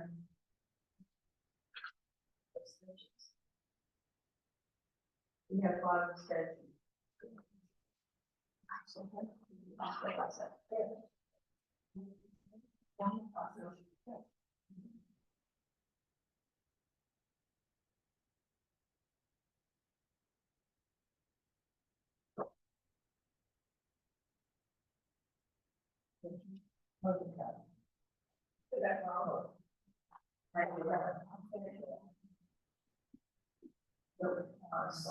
We have 12 yes, 5 abstentions, 3 no's.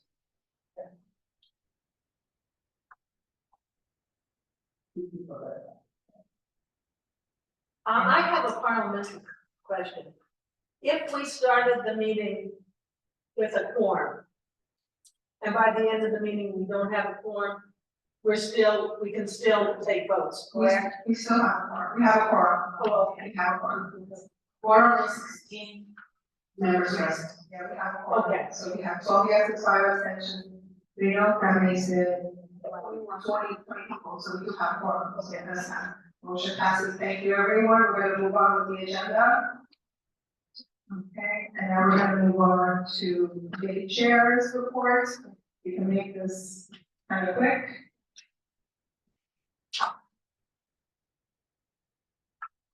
We're gonna start off with sanitation. Ready? Well, we didn't need, we'll be, Okay, traffic and transportation. Everyone come here, anyone with that meeting? Friday minutes are on page 25 and 26. What's the housing? Okay, no quorum was met, but we did, briefly discuss what we, just voted on. Notice education. Did not mean section. Barbara, Parks and Recreation. Yes, we did have, we had Sergeant Marrero from the Parks Enforcement Patrol. Unfortunately, staffing is down for the parks. And we're not sure if we're going to get an uptick depending on the budget and the mayor. He suggested if there's a problem in the park that he would like to report, first call 311 before you call the PEP office. So I can give you the number for PEP office. It's 212-274-4560. His staff is down, and I understand from the district manager of the parks. In the past, she's had 40 grass cutters for 4 districts. And this year, for the same amount of districts, she only has 20 grass cutters. So right now, things are not looking good for our summer in the parks. Or public safety and fire, right?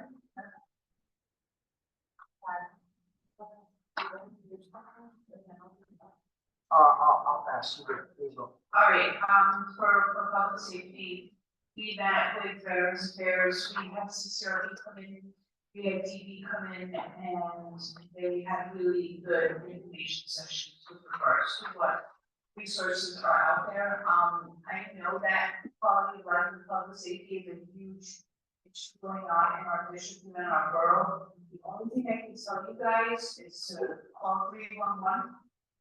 Call 311, send it to us, send it to Carla, and Lisa will get to the elected officials. In terms of public safety, quality of life, you guys are come. If you guys come, wherever it is, whether it's at Trustees Tower or going to be bouncing around the district, come and voice your opinions. We take notes down, it goes in the minutes, it goes to the electeds. So, I mean, it's just more voices and then we get to be heard. If I don't get people to the committee, then what can we do, right? Right, that makes sense. All right, so, that's all. Chad? On the veteran, yeah, on the veteran side, our next meeting will be September 18th, 2024. That date is subject to change. We did promote a yoga event that was held this past Saturday and this past Monday at Tracy Towers. Dean was there, I was there. We hope to have a continuation of that. That's all I have for now. Thank you, Chad. Health and Human Services, I accepted for Michelle. It did not meet quorum, but we will meet again in September. Jean, budget? Budget personnel will be meeting tomorrow at Tracy Towers at 6:30. All are invited, all are welcome, and we finalize our monies were spent during our session of this year and what monies we might get going forward for our next session. Our year end is June 30th, and we have to have all our monies accounted for by then, so I'm coming tomorrow and we'll get that. Thank you, Jean. In the back of the packet is the September calendar with all of the committee meetings that have been set up. They may be subject to change. It doesn't have a location yet, but Parna, Stephen, and Christiana will make sure that once those locations are set, everyone gets the email blast. Okay, moving along, I'm going to go to the elected officials. Really quickly, Congressman Espaillat's office. Congressman Richie Torres' office. Mayor's office, Anita?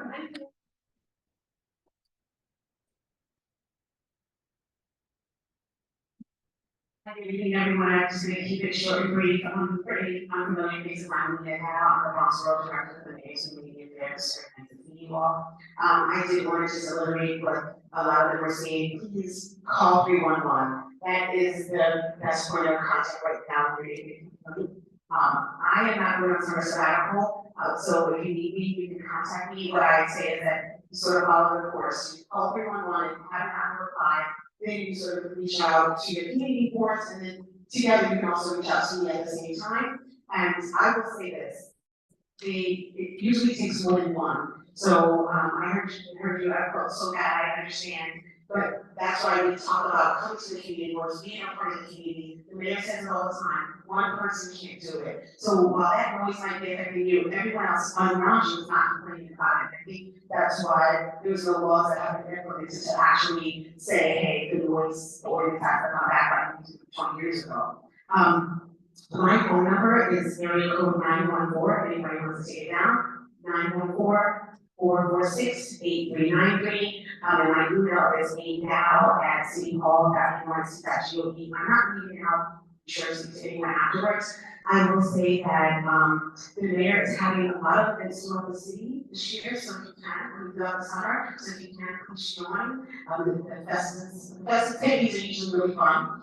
In addition to that, as you know, the city of Yes is something that the mayor is really working really hard on. haven't been into this area before, but really getting into it is a big part of it. And there was we just literally had, with our neighborhood city, C7 did cement some streets, and I know that the director of quality life was working to address some of the issues in and around the Fordham and Kingsbridge area.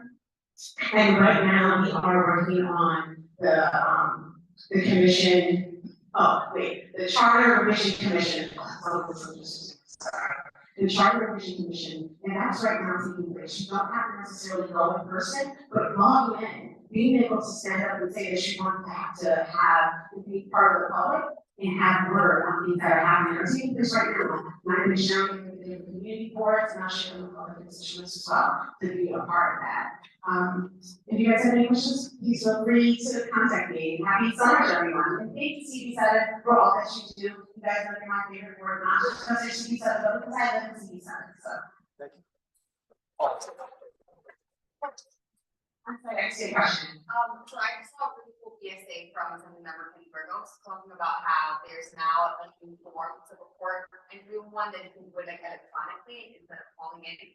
Has that already launched? Is that accurate, or how does that work? Yes, so it's for accountability. The mayor's a number man, he's an active leader, and he's big on technology, he's also big on accountability. But what's taking place is that, the way that the system works, we have our elected officials that can contact city agencies. The agencies are under the mayor. And it was getting to the point where a lot of things were happening with the agencies, but then they were saying that the mayor's not doing anything. How can you have the mayor's city's agencies outside showing papers, but yet saying that the mayor is not doing anything?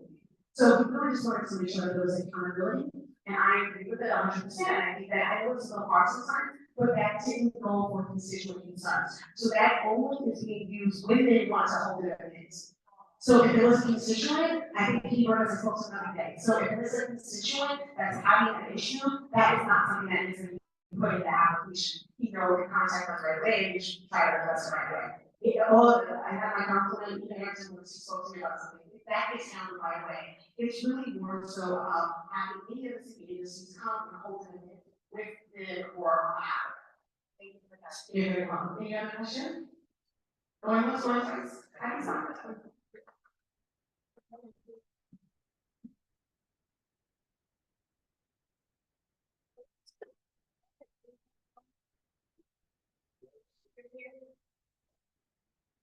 Okay, next, we have New York City Public Advocate's Office, New York City Comptroller's Office, Bronx Borough President's Office, and here, Bronx District Attorney's Office.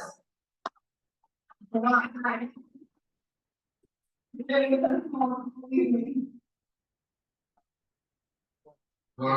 me? Police office, nothing for me to report right now. We have a vote that's happening in the summer, early fall. We have a rescue fair happening CD5 at Webster PAL on Webster Avenue. The date is August 20th.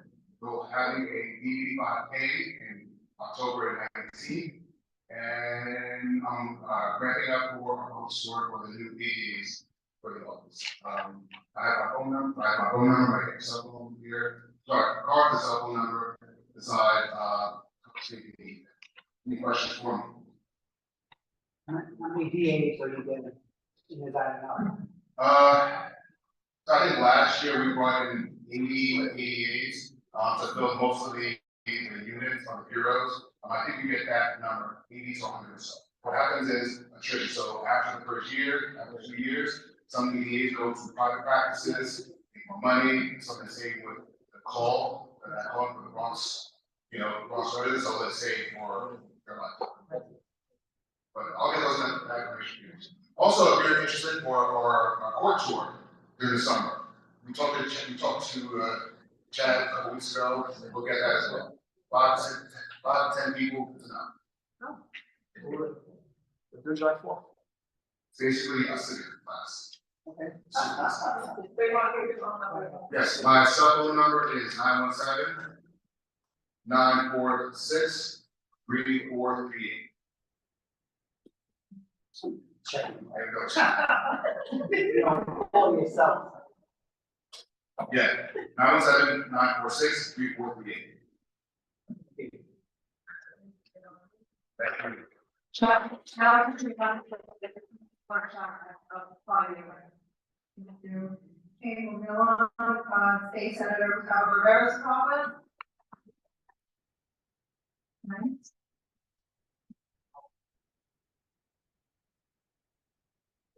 Good evening, everyone. I have a couple of updates.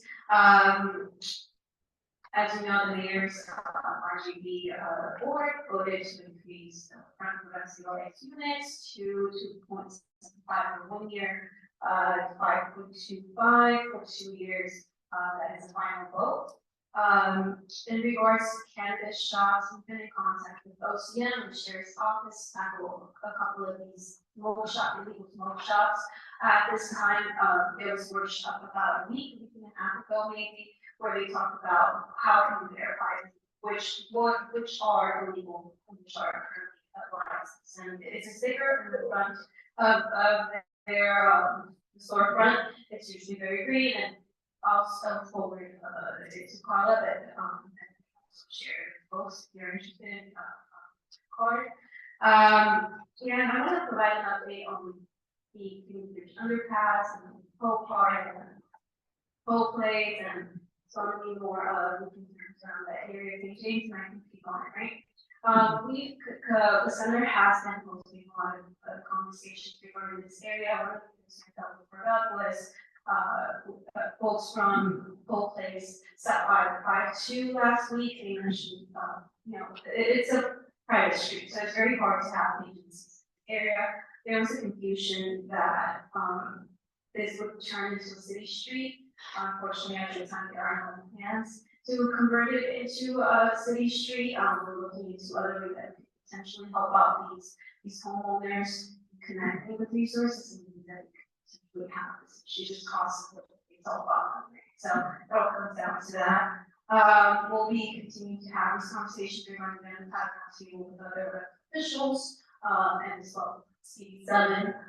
They've been, part of these conversations and have been voicing all of their concerns. So I just want to give a shout out to C7 for doing that because they've been really, on top of it. A couple of event updates. Our district office will be closed next week. However, we'll be monitoring voicemails, in terms of conviction cases as well. We'll be sending out check-ins, scheduled tags, etc. If you are for a couple of events, I'll go to that. Sorry, guys.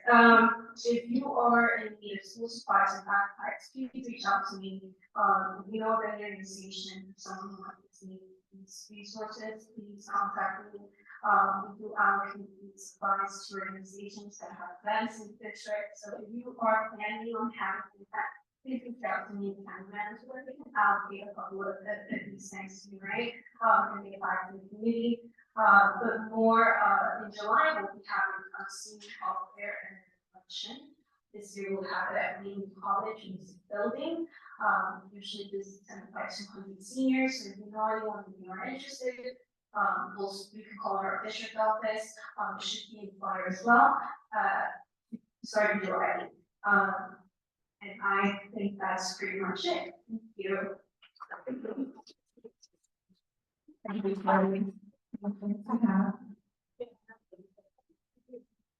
Okay, well, what Sally was referring to is on page number 6, which shows a image of what a licensed cannabis shop would have showing on their window. So this is what it would look like. So we can differentiate what's legal and what is not. Okay, page number 6 of our packet. Moving along, State Senator Robert Jackson's office. Assembly Member George Alvarez's office. Assembly Member Jeffrey Dimowitz's office. Assembly Member Jonathan Carroll Jr.'s office.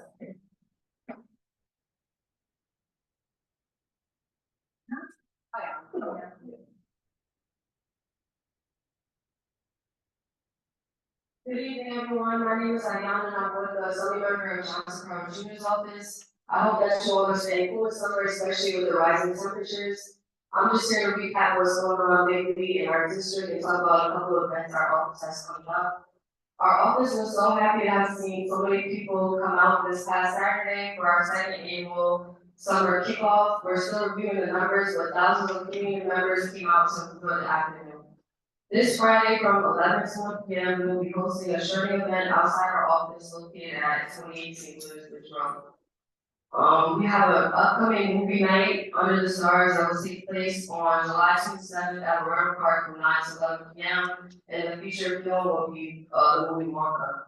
And we have many more summer events coming up, including food giveaways, park cleanups, silent discos, family fun days, and more. Keep up to date with our social channels and email blasts. As always, if you have any questions or concerns, don't hesitate to reach out to our office at 718-409-0109. Thank you.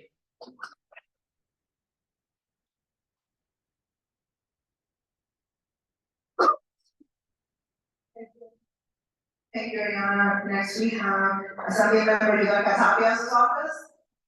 Okay, Councilmember Oswald Felice's office. George?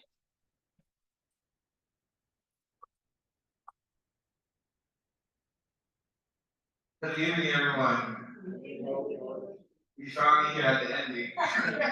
I'm sorry, y'all. I'm getting sleep. I thought you was on sleep over here. So, yes, my name is George Cook. I'm from Councilmember Oswald Felice.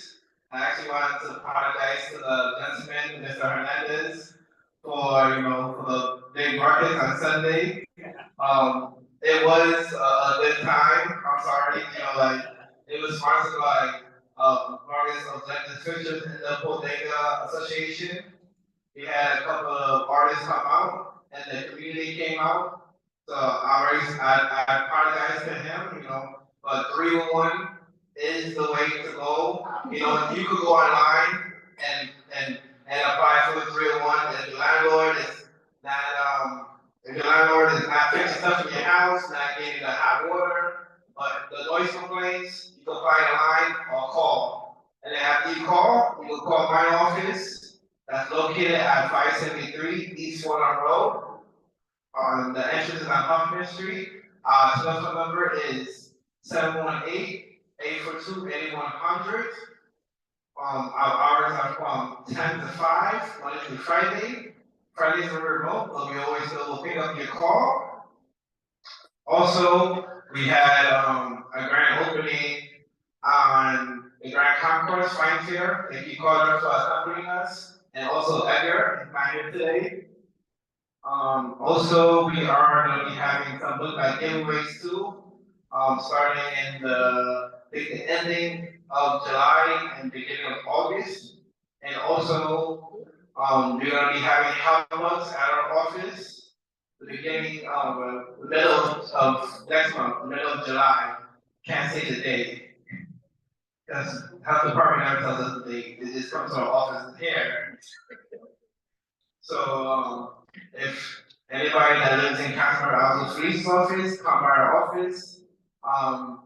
In the middle of July, you keep on trucking to our office and say, hey, you have no help bugs.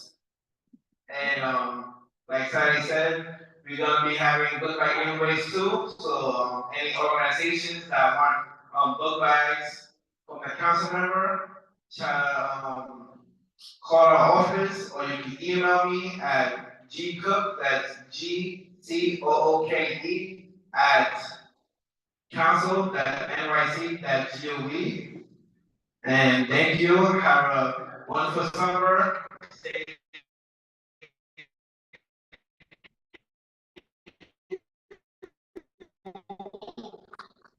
And I guess I'll take it out. Thank you, George. Now we have Councilmember Medina Santos' office. Adrian? I think it's super brief, remember, share, majority of the updates. Hello, everyone, is Adrian. For those who don't know, first and foremost, just started off with that. And I do want to just thank you all for sharing your concerns and comments regarding the city of Yes. Keep going, there's going to be opportunities to continue.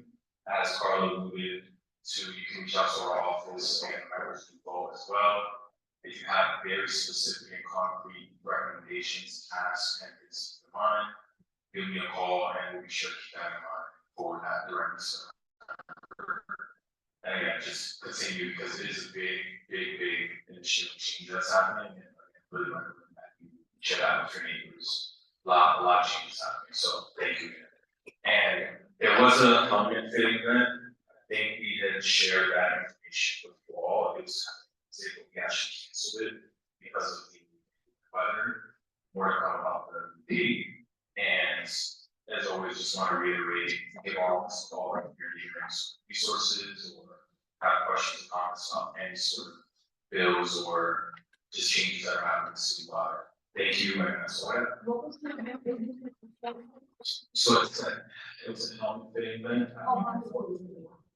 Yes, that's being canceled because So it'll be rescheduled. it'll be rescheduled. Phone number, Adrian. Phone number 347-590-2874. Our address is 2065 Morris Avenue. I left some of our home cards up there. I have my cards, and I have my cards as well, and yeah. Block party, August 17th, having a planning meeting actually on Thursday in our office. I know the member says in C5, but we got those 7 spots. So stop by, share your ideas. That will be this Thursday in our office, 6:30.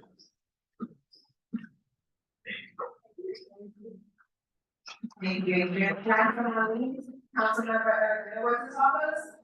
Okay, no one. Okay. With that being said, again, thank you to all my board members for being a part of this year. It's been rough, it's been tough, but we got through it. We're gonna have an amazing resource fair on Saturday. Please come out, show your support. It's a fun time. It's from 12 to 3 p.m. at Cole Park. Hoping for great weather. If not, it will be rescheduled for Sunday, I believe, part of the day. Weather permitting. There is a 50% chance of rain on Saturday and thunderstorms on Sunday, so we're sticking to Saturday. Rain or shine. Board members. Oh, there's a correction here. So regarding the block party planning, I said at 6:30. It's actually. Thank you, Adrian. Samantha? I just want to say, I want to thank,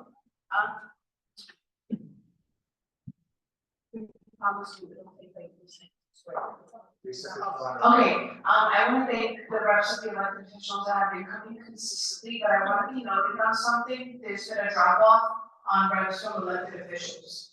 So they need to be here. Thank you.